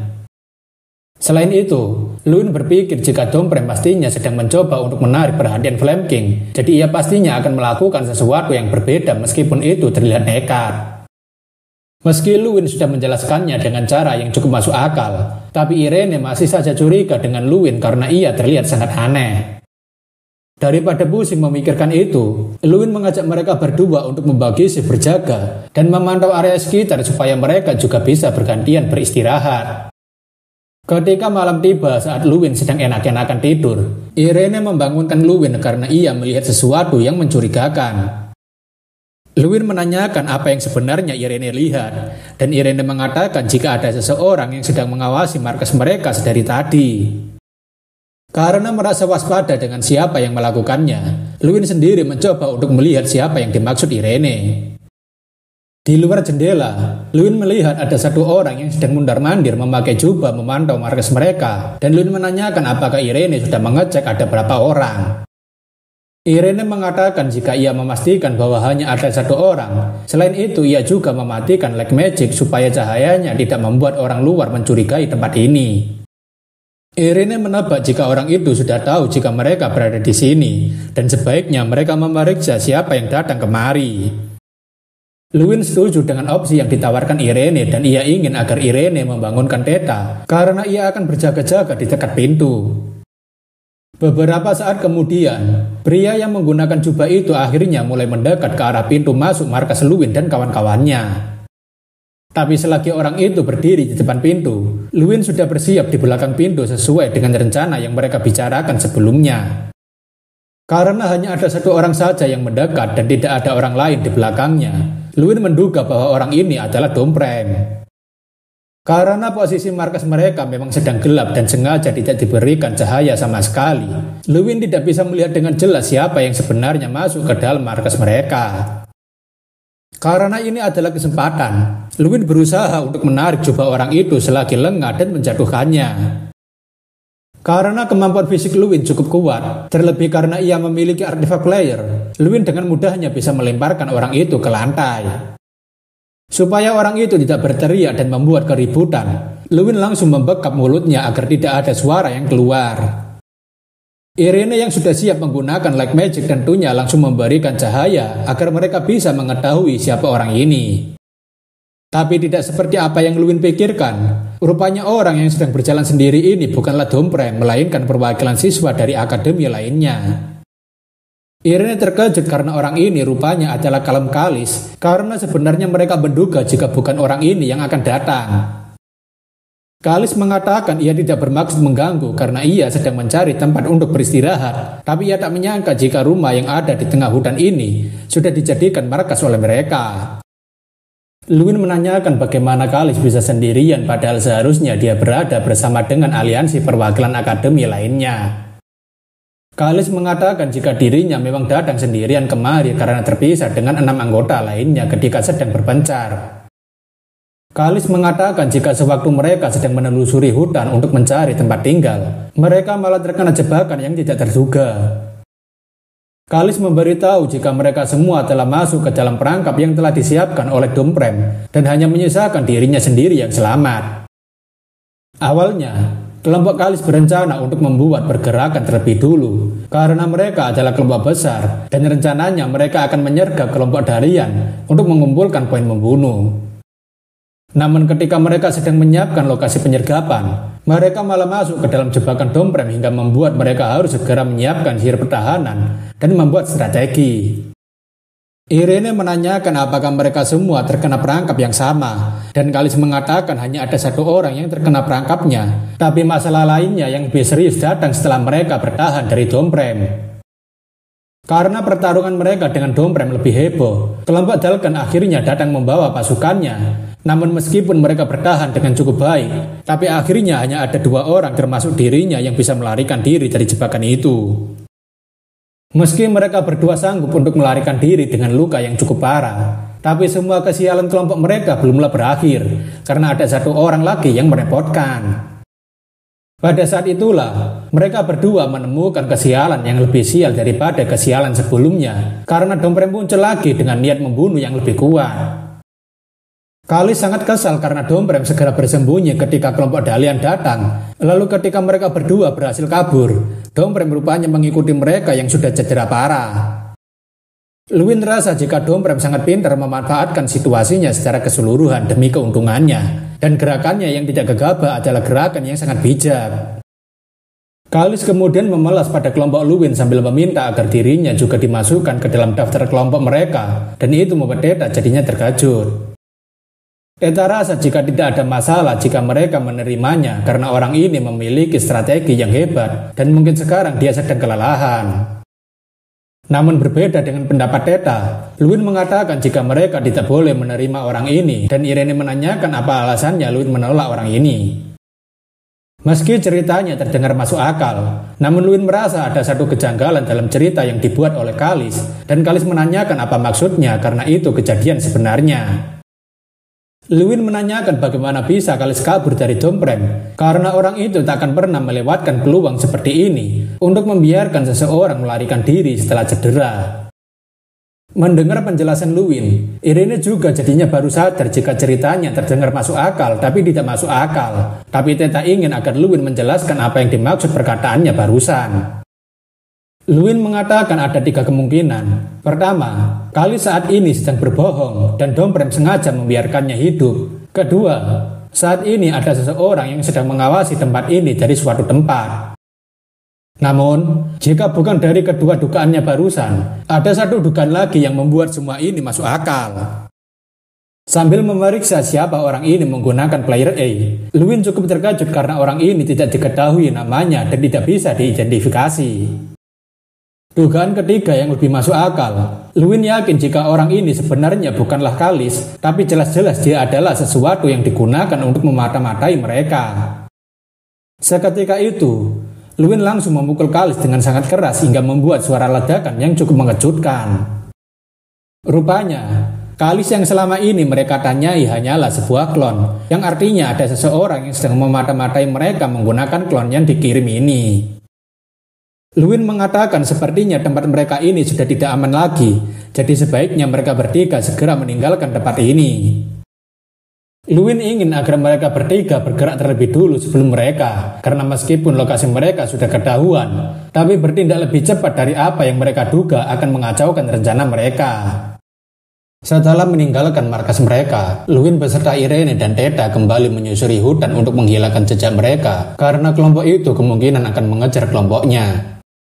Luwin menduga bahwa kemungkinan besar Kalis telah diserang oleh seseorang yang membuat klon itu, dan sepertinya ke-7 anggota Kalis telah dieliminasi. Meskipun begitu, Irene mengatakan jika cerita tiruan Kalis ada benarnya juga. Selain itu, Irene memberitahu jika ia memiliki dugaan seseorang yang telah berhasil mengalahkan Kalis beserta dengan ke-7 anggotanya. Irene memiliki dugaan kuat bahwa orang yang telah mengalahkan Kalis adalah Cherky, terlebih orang itu juga merupakan bagian dari kelompoknya Dalian Malkan. Cherky sendiri adalah salah satu dari 11 penyihir generasi selanjutnya, dan dia juga merupakan ketua tim dari Akademi Delphaniac. Belum lagi keahliannya dalam membuat obat-obatan dan boneka tidak bisa diremehkan. Jika Cherky memang orangnya sehebat itu dalam membuat boneka dan dia tergabung dalam kelompoknya Dalian Malkan, maka Luwin rasa jika situasi mereka sekarang cukup serius. Karena boneka yang dibuat Cherky sudah mereka hancurkan, Cherky pasti akan mendatangi markas mereka dan pastinya akan ada sergapan dari tim-tim lainnya nanti. Irene mengatakan jika jalan kembali ke arah barat akan segera ditutup sebentar lagi, mengingat stadionnya semakin mengecil, dan ia menanyakan apakah Luwin memiliki rencana untuk situasi saat ini. Luwin mengatakan jika ada sebuah peribahasa di lautan labirin, di mana mereka mengatakan jika saat mereka melawan awak bajak laut, maka gunakanlah bajak laut juga untuk mengimbangi kekuatan mereka. Dengan kata lain, sebelum para bajak laut itu menangkap mereka, maka sebaiknya mereka menangkap para bajak laut itu terlebih dulu daripada harus mencari cara melarikan diri dari mereka. Sekarang kita berpindah ke markas kelompok Dalian Malkan, di mana Dalian saat ini menanyakan apakah Cherky sudah menemukan lokasi mereka, yang dimaksud sendiri adalah lokasinya Luwin. Cherky mengatakan jika para tikus itu sedang bersembunyi di markas bagian barat, tapi sayangnya bonekanya masih tetap saja tertangkap olehnya, meskipun ia sudah memalsukan semua ceritanya. Dalian menanyakan bagaimana bisa boneka Cherky tertangkap oleh mereka, padahal teknik boneka Cherky adalah yang terbaik dalam semua angkatan mereka. Cherky sendiri tidak tahu bagaimana bisa mereka menyadarinya, karena bonekanya sendiri sudah dihancurkan oleh pukulan seseorang, dan apakah Dalian terkejut dengan hal itu? Cherky kemudian menanyakan apa yang akan Dalian lakukan sekarang karena rencana memata-matai mereka sudah gagal, dan Dalian sendiri tampaknya masih berpikir. Dalian sendiri saat ini merasa jika Irene, Luwin, dan Theta adalah lawan yang sangat menyebalkan karena meskipun mereka hanya kelompok kecil, tapi kemampuan mereka tidak bisa diremehkan. Dalian mengatakan jika mereka akan langsung menyerbu mereka saja karena sudah saatnya bagi mereka untuk menggunakan semua kekuatan mereka dan mengakhiri semua permainan ini.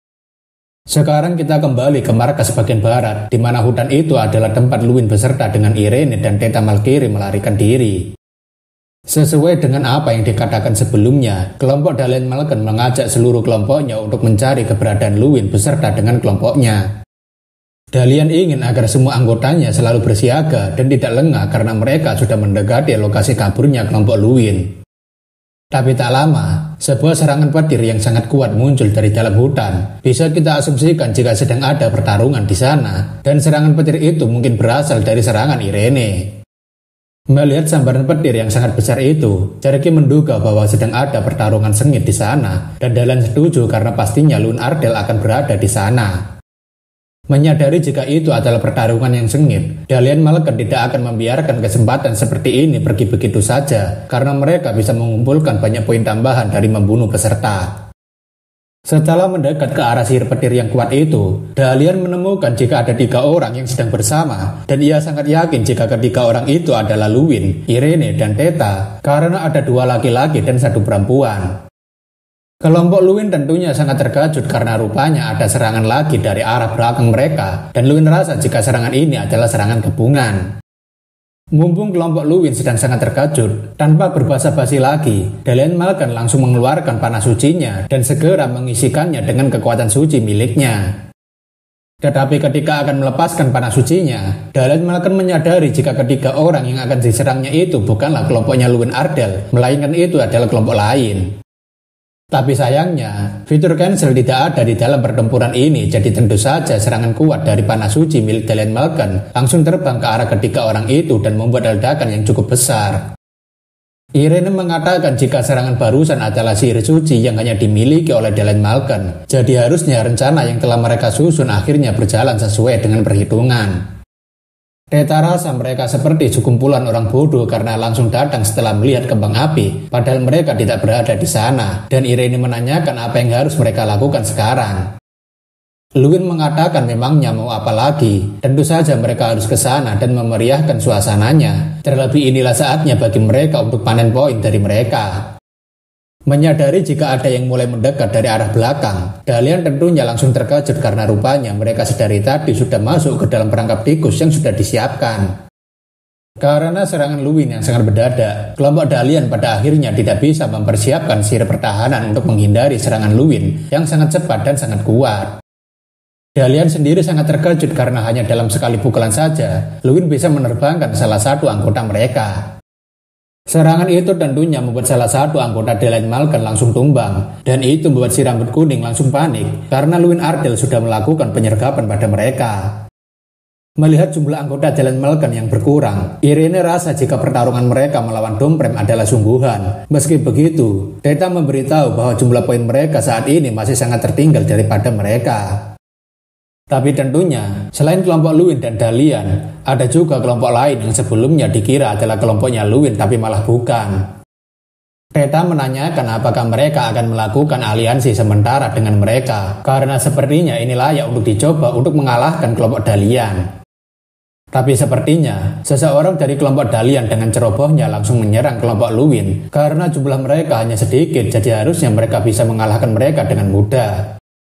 Tapi sebelum orang itu mendaratkan serangan pada kelompoknya Luwin, sebuah serangan api tiba-tiba muncul dari arah belakang kelompoknya Luwin, bahkan Luwin sendiri jadinya terkejut. Orang itu yang mendapatkan serangan telak tentunya tidak bisa menghindari ataupun menangkis serangan itu. Terlebih lagi, serangan itu sangat kuat bahkan sampai membuat kelompok Dalian Malken tidak bisa bereaksi apapun dengan sihir kuat yang barusan mereka lihat secara langsung. Dalian tentunya sangat terkejut karena serangan sihir itu bukanlah sebuah tembakan bola api biasa, melainkan sebuah tebasan pedang yang dilapisi dengan sihir api. Theta sendiri tahu jika hanya ada satu orang yang memiliki kekuatan seperti ini, dan orang itu tidak lain adalah Domprem. Luwin juga sangat terkejut karena ia tak menyangka jika serangan Domprem akan sekuat ini, bahkan dirinya sendiri tidak sempat bereaksi saat serangan Domprem dilakukan. Domprem yang tadinya sedang bersembunyi di balik semak, kini langsung meluncur untuk menghabisi kelompok Dalian Malken yang selamat darinya. Tak dapat diragukan lagi, kekuatan Domprem sangatlah kuat hingga tidak heran jika dia selalu menjadi juara utama dalam setiap kompetisi, bahkan kelompok Dalian sendiri jadinya kerepotan. Theta menanyakan apakah ini berarti jika Domprem ingin bergabung dengan mereka, dan Irene mengatakan sepertinya mereka juga memiliki rekan baru sementara meskipun ia tidak tahu sampai kapan. Luwin setuju dengan hal itu, jadi tugas mereka sekarang adalah untuk menghabisi semua kelompok Dalian Malken, dan mungkin saja hasil turnamen akan segera muncul karena semua orang yang selamat telah berkumpul. Beberapa orang dari kelompok Dalian tentunya ketakutan karena mereka tidak berani untuk melawan Domprem dan memilih untuk melarikan diri, tapi Dalian mengatakan jika mereka harus bersatu untuk melawannya. Luwin kemudian mengajak agar Irene dan Theta untuk segera ikut menyerang, karena mereka sendiri tidak boleh sampai kehabisan sisa poin membunuhnya.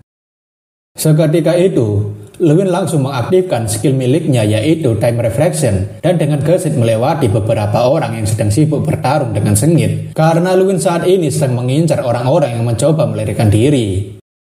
Luwin mengatakan jika mereka tidak memiliki kesempatan untuk lari, jadi sebaiknya mereka bersiap untuk menerima serangan darinya. Saat itu juga, Luwin langsung menghantamkan pukulannya ke tanah sambil merapalkan sihir gempa bumi, sehingga beberapa orang yang sedang berusaha melarikan diri tidak bisa mengelak dari serangan itu.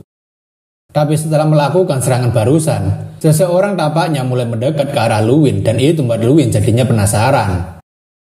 Entah sengaja atau tidak, mungkin saja orang ini secara tidak sengaja terkena serangan Luwin, padahal mereka tidak akan bertarung satu sama lain untuk sementara.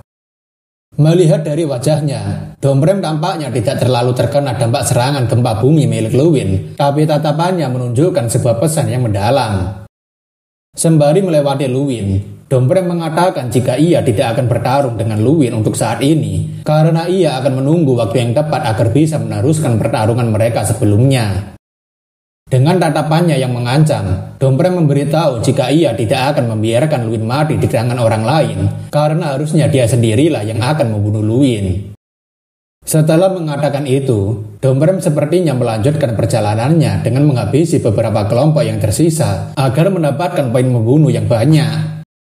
Luwin sendiri tidak bisa berkata apa-apa lagi melihat sikap Domprem yang seperti ini, bahkan Luwin sampai menghela nafas mendengar ucapannya tadi.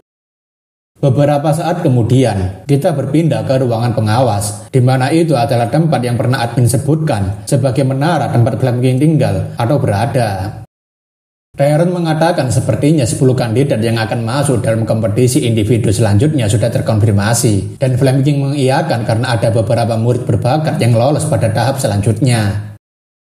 Flaming menanyakan, bukankah Luwin Ardell mengatakan jika dirinya akan menunjukkan bahwa dirinya lebih hebat dibandingkan 11 penyihir generasi selanjutnya, jadi ia makin penasaran. Biarpun begitu, Flaming rasa jika Luwin akan sulit untuk melakukannya, karena Flaming tak yakin jika Luwin bisa mengalahkan orang itu. Flaming benar-benar penasaran apakah Luwin bisa mengalahkan Domprem yang sudah menjadi juara kompetisi berturut-turut, sekaligus dia memiliki kemampuan bertarung yang sangat menyeramkan. Siang harinya, atau mungkin ini adalah keesokan harinya, Luwin beserta dengan Irene dan juga Theta akhirnya mendapatkan markas baru yang tidak jauh dari pusat pulau. Biarpun ini adalah kompetisi yang serius, tapi Luwin memiliki misi harian yang sangat penting karena ia harus melakukan latihan fisik setiap hari untuk meningkatkan statistiknya. Luwin bersyukur karena pertarungan melawan aliansi Dalian Malken berjalan dengan lancar, meskipun ia tak menduga bahwa Domprem akan ikut bergabung dengannya. Sebagai hasil dari pertempuran itu, hanya Dalian Malken dan Cherky saja yang tetap berada di aliansi dengan jumlah anggota terbanyak, atau lebih tepatnya mereka selamat dari pembantaian. Sementara itu, kelompok yang selamat dan ikut bertarung bersama kelompok Luwin dan Domprem ketika melawan aliansi Dalian, mereka menghilang entah kemana, tapi mungkin saja mereka mencari tempat untuk bersembunyi. Tapi berkat pertempuran itu juga, Lewin jadinya sangat senang karena ia bisa menyelesaikan misi harian yang selama ini sulit ia atur jadwalnya karena harus mewaspadai area sekitar setiap harinya. Akan sangat disayangkan jika Lewin melewatkan 1 hari misi latihannya karena setiap kali Lewin menyelesaikan misi harian, ia mendapatkan statistik tambahan yang akan membantunya tumbuh lebih kuat. Tak lama setelah Lewin menyelesaikan misi hariannya, Lewin menyapa Irene karena dia adalah anggota kelompok yang telat bangun dibandingkan Lewin dan Theta. Mungkin itu karena dia berjaga pada waktu tengah malam. Irene menanyakan apakah Lewin biasanya melakukan olahraga seperti ini, dan Lewin mengiyakan karena tubuhnya akan terasa gatal jika dirinya tidak melakukan olahraga sehari sekali. Lewin mengatakan jika Irene bisa sarapan terlebih dulu karena Theta sudah menyiapkan makanan untuk mereka di meja, jadi ia akan menyusul, dan Irene berterima kasih atas bantuannya. Dalam sekali gigitan, Irene langsung tercengang karena masakan yang dibuat oleh Theta rupanya sangat enak, bahkan penampilan dari daging steak yang dimasaknya juga sangat menggoda. Lewin menanyakan apakah masakannya lezat, karena Lewin tahu jika Theta cukup jago dalam memasak, dan Irene setuju sebab makanan yang dibuatnya benar-benar enak. Irene meminta maaf karena semalam ia langsung tidur tanpa mengucapkan apapun, dan Lewin tak mempermasalahkan karena Irene pastinya lelah sehabis menonton. Irene menanyakan apakah Lewin sibuk hari ini karena ia ingin meminta waktunya sebentar, dan Lewin mengatakan jika dirinya tidak terlalu sibuk setelah berolahraga tadi. Irene mengatakan jika ia memiliki sesuatu yang selalu ingin ditanyakan pada Lewin karena ia cukup penasaran mengenai beberapa hal, dan Lewin mengatakan tanyakan saja apa itu. Irene menanyakan apakah Lewin sudah memiliki rencana setelah dia lulus karena kebanyakan para siswa akademi tahun terakhir sudah menentukan mau menempuh jalan yang mana. Lewin menanyakan kenapa Irene menanyakan soal itu, dan Irene mengatakan jika ia cuma penasaran karena cara bertindak Lewin cukup unik, jadi sepertinya Lewin tak akan mengambil jalan biasa. Sebagai informasi, seorang penyihir yang bersaing saat ini juga menjadi takaflin begitu mereka memasuki kehidupan bermasyarakat, yang artinya mereka bukan lagi seorang siswa akademi. Seorang lulusan akademi bisa memilih untuk kembali melindungi tanah airnya dengan memasuki kenek regional di wilayahnya masing-masing atau menjadi pasukan kekaisaran. Selain itu, mereka juga bisa memilih untuk bergabung dengan menara penyihir ataupun memilih menghasilkan uang jika bergabung dengan organisasi swasta. Semua itu adalah jalan normal bagi para lulusan akademi yang sudah terjun ke masyarakat. Namun bagaimana dengan Lewin yang merupakan inkarnasi Draka sekaligus memiliki jalan penyihir berbeda? Lewin mengatakan sejujurnya dirinya sendiri masih kebingungan tentang pilihannya setelah lulus nanti, karena tahun kemarin saja ia hampir kena drop out karena tidak bisa menggunakan sihir sama sekali. Lewin sama sekali tidak memiliki waktu untuk memikirkan masa depan karena hal pertama yang harus ia khawatirkan adalah apakah dirinya bisa menjadi seorang penyihir atau tidak dengan kemampuannya saat itu. Lewin mengatakan jika dirinya memang masih belum memiliki rencana, jadi ia menanyakan balik bagaimana dengan Irene sendiri, apakah dia sudah memiliki rencana setelah kompetisi berakhir. Lewin penasaran apakah ada sesuatu yang ingin Irene lakukan setelah lulus nanti, dan Irene mengatakan jika ia masih bingung dengan pilihannya sendiri. Irene mengatakan jika ia tidak yakin apakah dirinya bisa menjadi seorang penyihir atau semacamnya, tapi orang lain di sekitarnya selalu mengatakan jika dirinya pasti akan menjadi seorang penyihir yang hebat. Meskipun Irene sudah digadang-gadang menjadi penyihir terbaik, tapi Lewin sendiri tak menyangka jika Irene masih berpikiran apakah dia bisa menjadi seorang penyihir atau tidak. Oleh karena itu, Irene mengatakan jika ia saat ini ingin sekali melawan Domprem dengan menggunakan kekuatannya sendiri, karena hanya orang itu yang menjadi tembok besar bagi dirinya. Irene rasa jika satu-satunya cara untuk mendapatkan jawaban yang ingin ia cari adalah dengan melawan Domprem, agar dirinya dapat melihat penyihir seperti apa yang sedang ia impikan. Lewin paham kenapa Irene Prius sangat ingin sekali mengalahkan Domprem, sampai-sampai dia mencari buku tentang Quantum Mechanics of Sword and Magic pada waktu itu. Lewin rasa jika Domprem adalah dinding yang harus Irene Prius lampaui dengan menggunakan kekuatannya sendiri, apalagi selama ini dia berada di posisi kedua setelah Domprem. Lewin terkagum dengan ambisi yang dimiliki Irene karena mau terus berusaha untuk melampaui seseorang yang lebih kuat darinya, dan Lewin mengatakan jika Irene pasti bisa melakukannya. Luwin rasa itu tidak ada salahnya jika dia ingin mencoba untuk melawannya, karena semua orang sedang mencari jalan hidup mereka masing-masing dengan menggunakan kemampuan mereka. Ketika malam tiba, Luwin, Irene, dan Theta akhirnya berkumpul lagi untuk merencanakan langkah mereka selanjutnya berhubung waktu pertandingan hampir habis.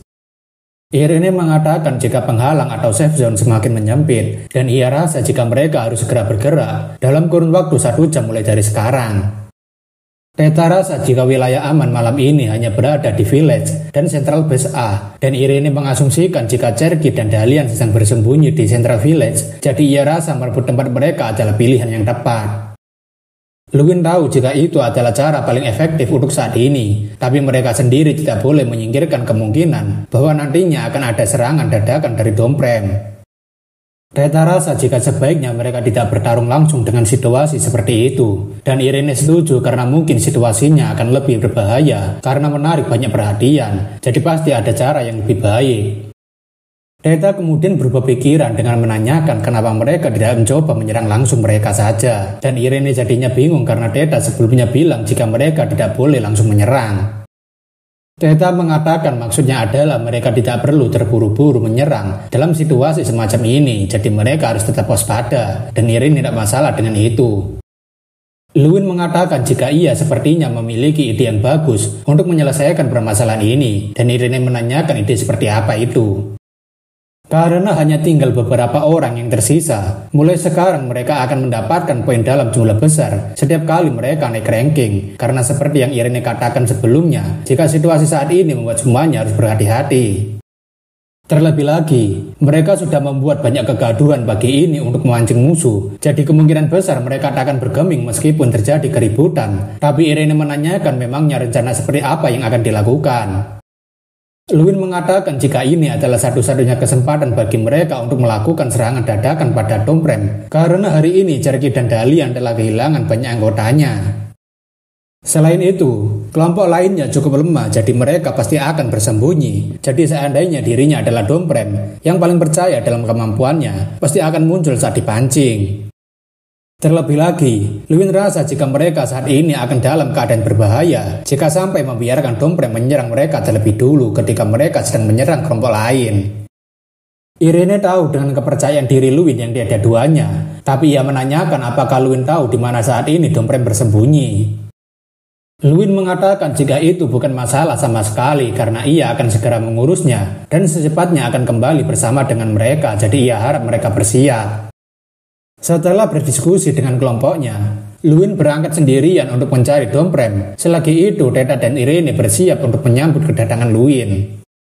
Strang menanyakan apakah Luwin bisa mengetahui di mana Domprem berada hanya dengan mengandalkan minimap, dan Luwin mengatakan jika ia bisa tahu dari jumlah orang yang berada di base. Singkatnya, ada 3 orang yang masih bertahan, jadi 2 di antaranya adalah Dalian Malkan dan Cherky, dan yang ketiga pasti adalah Domprem yang sedang bergerak sendirian. Dalam minimap itu, Luwin akhirnya berhasil mendeteksi keberadaan Domprem yang tampaknya tidak ada seorang pun bersamanya.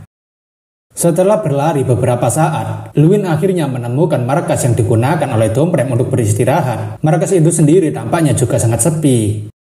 Meskipun sepi dan tidak ada tanda-tanda kehidupan, tapi Luwin sudah yakin jika orang yang berada di dalam sana adalah Domprem.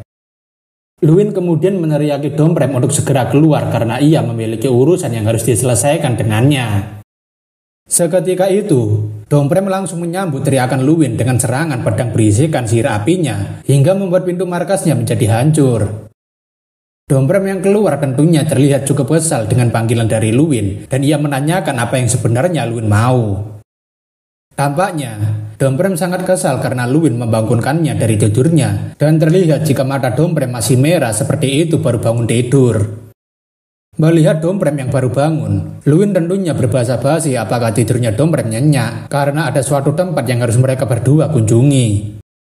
Sekarang kita berpindah ke tempat Irene dan Theta sedang mempersiapkan sambutan Luwin, tapi Theta tampaknya cukup terkejut melihat siapa yang sedang bersama dengan Luwin. Theta menanyakan apakah Luwin sudah tertangkap oleh Domprem, tapi Luwin mengatakan untuk apa dirinya tertangkap, karena dirinya hanya mau membawanya kemari seperti yang dijanjikan. Deda menanyakan bukankah harusnya Luwin menyerangnya secara diam-diam dan bukan malah membawanya kemari dengan santai. Tapi Luwin mengatakan sejak awal ia tidak mendatangi Domprem untuk melakukan serangan. Luwin mengatakan pada Domprem jika mereka sudah sampai pada tempatnya dan ia ingin agar Domprem melakukan pertarungan dengan seseorang. Luwin ingin agar Domprem melakukan pertarungan serius melawan Irene Prius karena mereka tidak akan mengganggu pertarungan mereka sama sekali. Deda sendiri tampaknya masih kebingungan dengan situasi saat ini. Ya wajar saja orang ini tidak ikutan waktu Irene sedang bercerita dengan Luwin. Domprem mengatakan kemungkinan besar Irene tak akan cukup menjadi lawannya karena yang akan rugi sendiri adalah Irene dan Irene tahu tentang fakta itu. Domprem mengatakan jika Irene tereliminasi sekarang, maka para juri pastinya akan kecewa. Jadi akan lebih baik kalau dia bertahan lebih lama lagi dan meningkatkan peringkatnya. Irene mengatakan sepertinya Domprem sudah salah paham jika mengira tujuannya adalah mendapatkan posisi pertama dalam kompetisi. Irene mengatakan jika tujuannya mengikuti kompetisi ini bukanlah untuk mewujudkan ekspektasi dari para juri, melainkan tujuannya adalah untuk menghancurkan Domprem. Luwin masih mengingat bagaimana orang-orang membicarakan Irene Prius yang selalu menjadi nomor 2 di bawah Domprem meskipun dia kuat, dan Irene seringkali gugup karena selalu kalah melawan Domprem. Luwin tahu jika permasalahan yang dihadapi Irene sekarang menyangkut nama baik keluarganya, jadi akan sulit untuk diselesaikan. Apalagi Irene memilih untuk tidak memberitahunya pada siapapun. Meskipun ini adalah pilihan yang dipilih oleh Irene dalam mengatasi masalahnya, tapi menentukan jalan penyihir yang ia percayai adalah keberanian yang luar biasa. Biarpun Irene tahu bahwa dia tidak akan bisa menang melawan Domprem meskipun sudah mengeluarkan seluruh kemampuannya, tapi Luwin yakin jika ini adalah jalan terbaik yang harus dipilih Irene. Sekarang ini, Irene sedang terlihat cukup kesulitan untuk memberikan serangan pada Domprem. Bahkan wajah Irene terlihat mulai gugup ketika dia mulai merapalkan sihir esnya. Namun karena ini adalah pertarungannya, Irene tidak mau kalah dengan menyedihkan karena rasa gugup ini, dan seketika Irene melancarkan sihir Ice Storm. Domprem sendiri yang melihat serangan Irene tentunya sudah bersiap untuk menangkisnya, tapi wajah Domprem sendiri tidak menunjukkan kegelisahan sama sekali. Serangan Ice Storm milik Irene pada akhirnya meluncur ke arah Domprem dan membuat ledakan yang cukup besar. Mungkin jika lawannya adalah murid biasa, orang itu pastinya akan langsung mati terkena serangannya. Namun sayangnya, serangan Irene bukanlah apa-apa bagi Domprem karena dia bisa membuat sihir perlindungan yang membantunya menahan serangan kuat Irene. Hanya dalam waktu sebentar setelah serangan Irene berhasil diblokir, sihir pertahanan milik Domprem langsung dirusak olehnya sendiri, dan terlihat jika area di sekitar Domprem sudah hancur, tapi hanya menyisakan tanah yang dipijaki olehnya. Melihat dari sorot matanya, Domprem tampaknya akan melawan Irene Prius dengan serius, karena membuatnya harus bertahan menggunakan sihir perlindungan barusan. Irene sendiri tampaknya tahu jika Domprem sudah mulai serius melawannya, karena dia mulai mengeluarkan aura yang begitu besar. Deda menanyakan apakah tidak apa-apa membiarkan Irene bertarung sendirian melawan Domprem, karena sepertinya Irene tidak akan kuat bertahan lama. Luwin sendiri tahu akan hal itu, tapi ia tidak bisa melakukan apa-apa, karena ia sudah berjanji akan memberikan kesempatan pada Irene untuk bertarung sendirian melawan Domprem. Domprem dengan wajah kesalnya sekarang sepertinya ingin sekali segera menyudahi semua pertarungan yang tidak berguna ini dengan sekali tebasannya. Hanya dengan sekali tebasan pedangnya saja, Domprem bisa membuat tebasan berelemen api yang begitu kuat mengarah pada Irene. Dan jika Irene tidak segera menghindar, dia pasti akan langsung kalah. Dan benar saja, Irene Prius sekarang tidak bisa menghindari serangan Domprem yang satu ini, karena serangannya memiliki jangkauan area yang luas dan cepat. Tapi untungnya, sang pahlawan kemalaman langsung bergegas menyelamatkan Irene dari serangan Domprem yang mematikan dan tidak bisa dihindari itu. Irene tentunya sangat terkejut karena Luwin langsung datang menyelamatkannya, dan Luwin mengatakan jika ia hanya memberikan kesempatan pada Irene bertarung dengan Domprem, tapi tidak untuk mengalahkannya.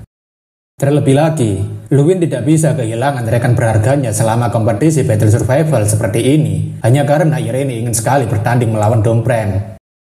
Luwin kemudian mengatakan pada Domprem jika sekarang ini adalah gilirannya untuk bertarung melawan Domprem 1 lawan 1, karena Irene sudah selesai dengan pertarungannya tadi. Domprem dengan wajah meremehkannya menanyakan apakah Luwin yakin mau melawannya sendirian, karena ia tidak akan keberatan jika Luwin melawannya bersama dengan otak-otak di sebelah sana. Deda tentunya tersinggung dengan perkataan Domprem karena ia masih menggunakan otaknya ketika memilih teman untuk beraliansi. Luwin mengatakan ia akan melawan Domprem sendirian seperti Irene tadi, sebab ia merasa jika melawan Domprem secara bersamaan, itu akan membuatnya terbebani. Di samping itu, Luwin sebenarnya sudah belajar tentang bagaimana cara melawan seorang Swordmaster ketika berlatih bersama Pirante. Luwin diberitahu Pirante jika bagian paling penting bagi seorang Knight adalah kakinya, karena tidak hanya membantu memberikan kekuatan pada pedangnya, tapi juga membantunya memprediksi pergerakan lawan. Dengan pengalamannya selama beberapa minggu berlatih bersama Pirante, Luwin jadinya tahu cara menghadapi orang seperti Domprem hanya dengan memperhatikan gerakan kakinya saja. Domprem sendiri sekarang tampaknya tidak perlu berbasa-basi lagi melawan Luwin, karena ia yakin jika Luwin tak sebanding dengannya. Tapi Domprem sendiri tidak tahu jika Luwin sedang merencanakan sesuatu. Ketika pergerakan kaki Domprem sedikit berubah, Luwin langsung paham jika Domprem akan melakukan tebasan horizontal, dan seketika itu, Luwin langsung merundukkan kepalanya dan menghindari tebasan horizontal dari Domprem. Luwin rasa jika langkah yang ia ambil barusan adalah keputusan yang tepat, karena Domprem benar-benar melakukan tebasan horizontal. Tapi tentu saja, kemampuan Domprem tidak hanya sebatas itu, karena sekarang Luwin sedang dalam kondisi yang cukup berbahaya. Setelah melancarkan tebasan horizontal sebelumnya, Domprem melanjutkan serangan vertikal yang berisikan kekuatan sihirnya, dan itu harus membuat Luwin terkena tebasan dari Domprem. Luwin sendiri tampaknya terluka cukup parah di bagian lengan kanannya, dan Domprem mengatakan jika Luwin pastinya sangat terkejut dengan serangannya barusan. Domprem memberitahu jika dirinya bukanlah seorang Knight, tapi dia adalah seorang mage, dan kebanyakan orang bilang jika magical venture itu tidak ada. Namun, Domprem merasa jika orang-orang itu tidak pernah bertemu dengan seseorang yang benar-benar menggunakan magical venture yang sesungguhnya. Setelah menjelaskan tentang magical venture, Domprem langsung kembali memulai pergerakannya untuk menghabisi Luwin. Tebasan demi tebasan terus Domprem melakukan pada Luwin, tapi Luwin sendiri masih bisa menghindari semua serangan yang Domprem lakukan padanya, dan itu membuat Domprem berkata jika sepertinya Luwin Ardell hanya bisa menghindari serangannya saja. Luwin tentunya merasa sangat sial karena ia sama sekali belum pernah melawan musuh seperti Domprem. Terlebih ia mengira jika Domprem hanya menggunakan seni bela diri ksatria. Karena selama ini Luwin hanya melawan seorang penyihir biasa, Luwin bisa mengalahkan mereka dengan mudah sebab ia bisa mengajar mereka sebelum menyelesaikan rapalannya. Namun berbeda dengan Domprem, dia bukanlah seorang penyihir biasa yang menunggu waktu rapalan, tetapi dia menggunakan pedangnya agar kelemahannya sebagai penyihir bisa diatasi. Tapi setelah beberapa kali menghindari serangan Domprem, Luwin pada akhirnya terkena tebasan dari Domprem tepat di sebelah kaki kanannya, dan Domprem menyebutnya sebagai Radiant Impact. Domprem menjelaskan jika luka itu akan terus membebani pergerakan Luwin, dan dia tidak akan bisa bergerak seperti Irene Prius sebelumnya jika terus bertahan seperti itu. Karena dirasa pertarungannya semakin membosankan, Domprem mengatakan jika sebaiknya mereka akhiri saja semua pertarungan ini. Dengan kekuatan sihir yang begitu besar, Domprem tampaknya akan benar-benar menghabisi Luwin hanya dalam sekali serangannya saja. Rupanya, kekuatan sihir yang begitu besar tadi membuat perubahan pada Domprem, di mana dia sekarang memiliki sebuah sayap berwarna hitam, dan dia juga sudah menyiapkan sihir yang sangat kuat. Irene dan Theta yang melihatnya tentunya sangat terkejut dan memperingati Luwin agar berhati-hati, tapi Luwin sendiri tampaknya sudah mengetahui jika itu adalah sihir kelas 5.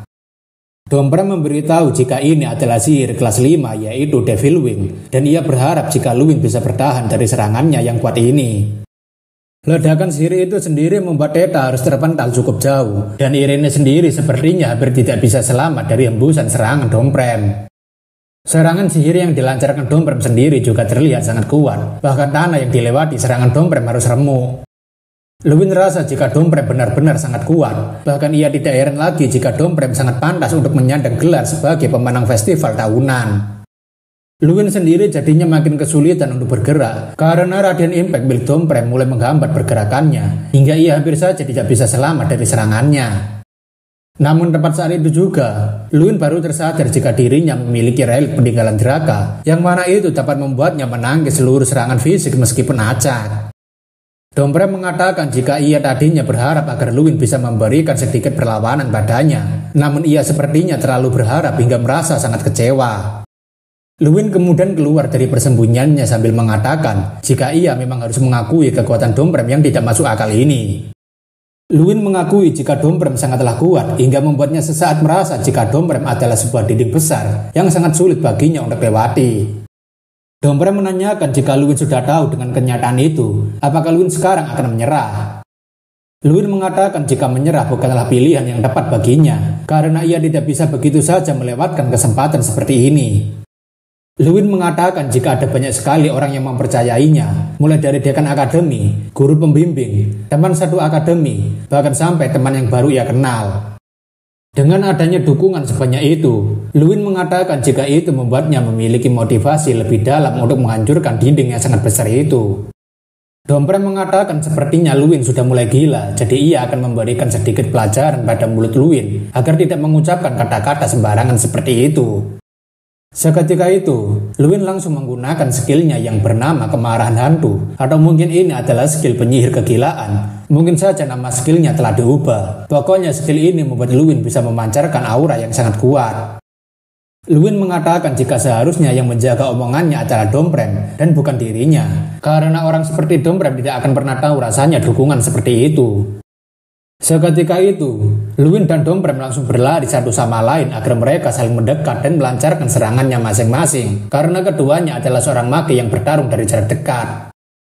Sambil menebaskan pedangnya, Domprem memberitahu jika Luin tidak bisa menghindari serangan yang satu ini, maka Luin akan benar-benar mati di tangannya. Tapi bodoh amat dengan perkataan Domprem yang menyuruhnya untuk menghindari tebasannya. Luin dengan segenap kekuatannya mengarahkan pukulannya ke arah pedang Domprem. Pada akhirnya, pukulan kuat Luin dan juga tebasan pedang dari Domprem mulai beradu. Dan tentu saja, jika itu manusia normal, tangan Luin pastinya sudah terbelah menjadi dua.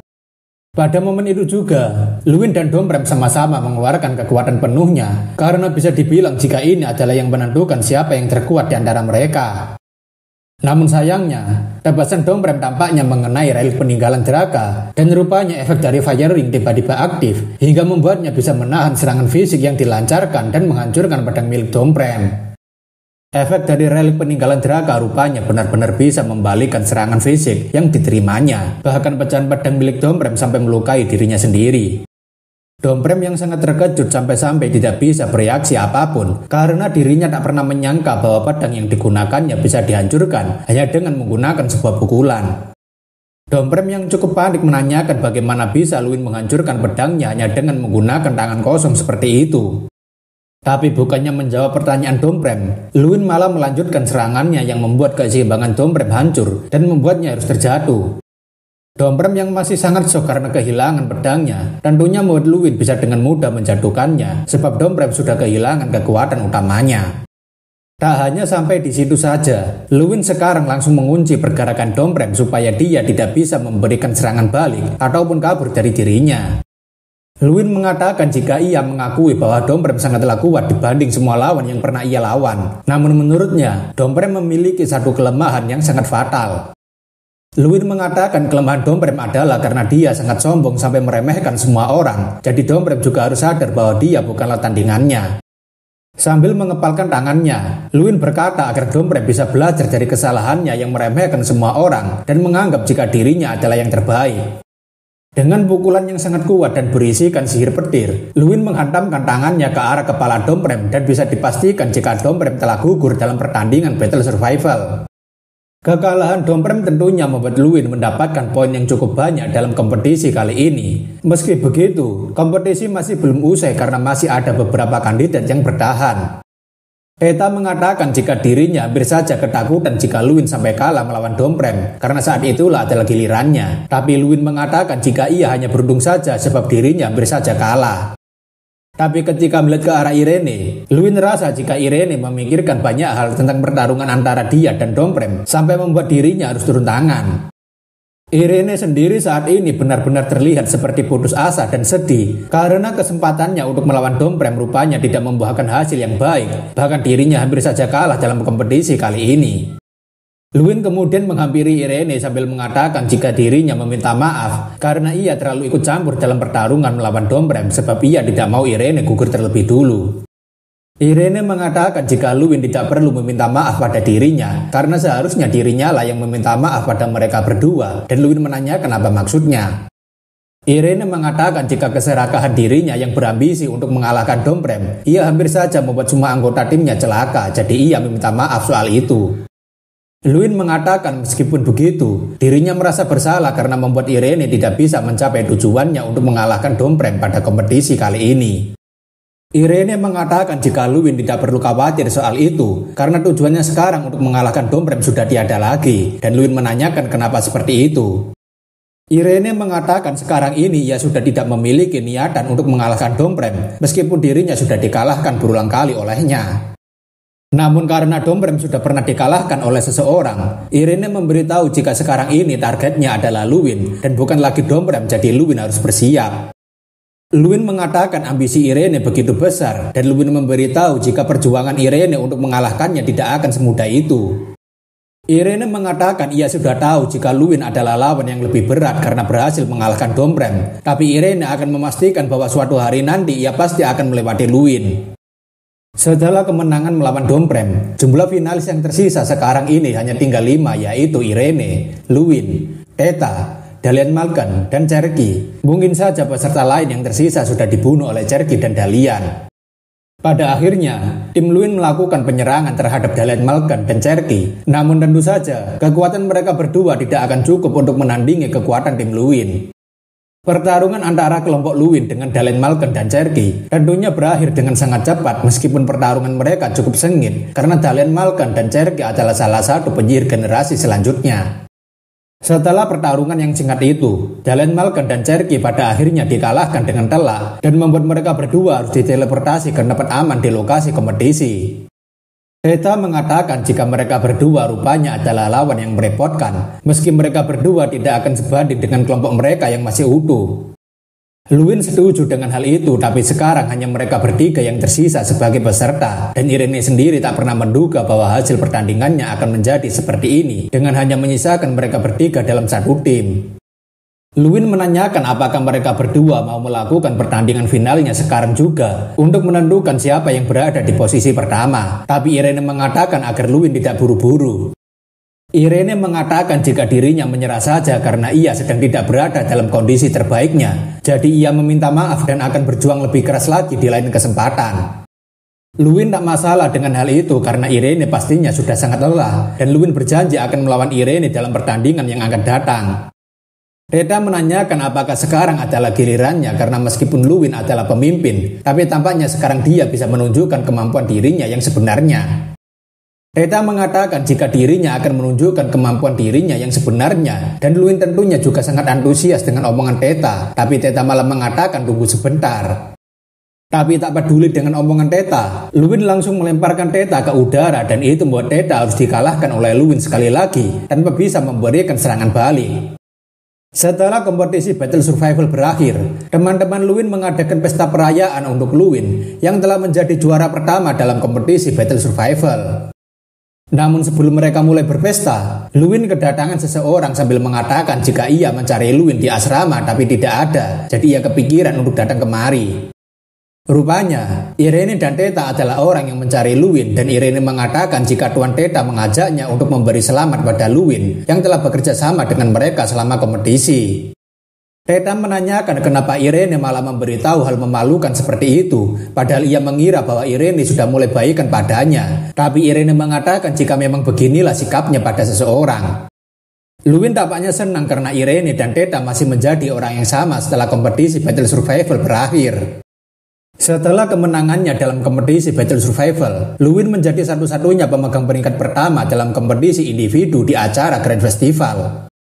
Meski Domprem mendapatkan banyak sekali poin membunuh, tapi peringkatnya menurun karena poin survivalnya lebih rendah dari apa yang diduga. Selain itu, Dalian Malkan dan Irene yang merupakan penantang untuk kejuaraan juga berada di peringkat yang lebih rendah dibandingkan Luwin. Luwin yakin jika dirinya bisa mempertahankan posisinya seperti ini, maka impian untuk menjadi juara utama bukan lagi sekedar mimpi bagi mereka yang dijuluki sebagai akademi terakhir. Jason yang begitu senang melihat Irene tentunya dengan bangga mengatakan jika dirinya sudah bisa mati dengan bahagia karena dirinya bisa makan bersama dengan Irene. Pesta perayaan kemenangan Luwin pada akhirnya diadakan dengan sangat meriah, bahkan dua perwakilan akademi lainnya juga ikutan memeriahkan kemenangan Luwin yang mendapatkan posisi pertama dalam kompetisi individu. Luwin juga senang karena Irene tidak tampak murung seperti sebelumnya, dan Luwin rasa jika Irene sekarang sudah memiliki tujuan baru yang mungkin akan lebih menantang. Di sisi lain, tepatnya di penginapan Akademi Pelatihan Tentara Sihir, orang-orang membicarakan tentang Luwin bodoh yang diragukan akan menjadi seorang pemenang, tapi mereka hanya bisa berbisik karena di sebelah mereka ada Domprem. Domprem saat ini terlihat cukup menyesal dan murung, karena dia sampai sekarang masih tidak terima jika dirinya bisa dikalahkan oleh Luwin, hanya karena dirinya lengah saja. Domprem benar-benar sadar jika dirinya terlalu meremehkan Luwin pada pertarungan sebelumnya. Bahkan dirinya tak menyangka bahwa Luwin sudah mengincar pedangnya sedari awal. Domprem sebenarnya menyadari jika Luwin sedang mengarahkan pukulannya pada pedangnya. Tapi dia masih percaya diri mengayunkan pedangnya dan berpikir jika dirinya yang akan menang. Domprem tentunya jadi sangat kesal karena dirinya harus dikalahkan oleh Luwin ketika Flame King sedang memperhatikan dirinya yang sedang berduel melawan Luwin. Domprem kemudian menanyakan pada temannya apakah Flame King tidak mencarinya hari ini, dan teman Domprem mengatakan jika Flame King belum mencarinya sampai sekarang. Orang itu mengatakan agar Domprem tidak terlalu khawatir karena Domprem sekarang terlihat sangat lelah, jadi ia mengajaknya untuk pergi ke suatu tempat dan bersantai sejenak, tapi Domprem mengatakan jika dirinya hanya ingin sendirian sekarang. Orang-orang yang mendengar Domprem ingin sendirian saja tentunya berpamitan keluar karena mereka tidak enak mengganggu waktu Domprem sendirian. Teman Domprem juga memberitahu agar Domprem memanggilnya jika dia sedang membutuhkan bantuan karena mereka akan berada di tempat yang sama seperti kemarin. Dalam kesendirian itu, Domprem hanya terdiam tanpa mengatakan apapun, seolah-olah dia ingin sekali melampiaskan amarahnya, namun dirinya tidak tahu harus melampiaskan amarahnya kemana.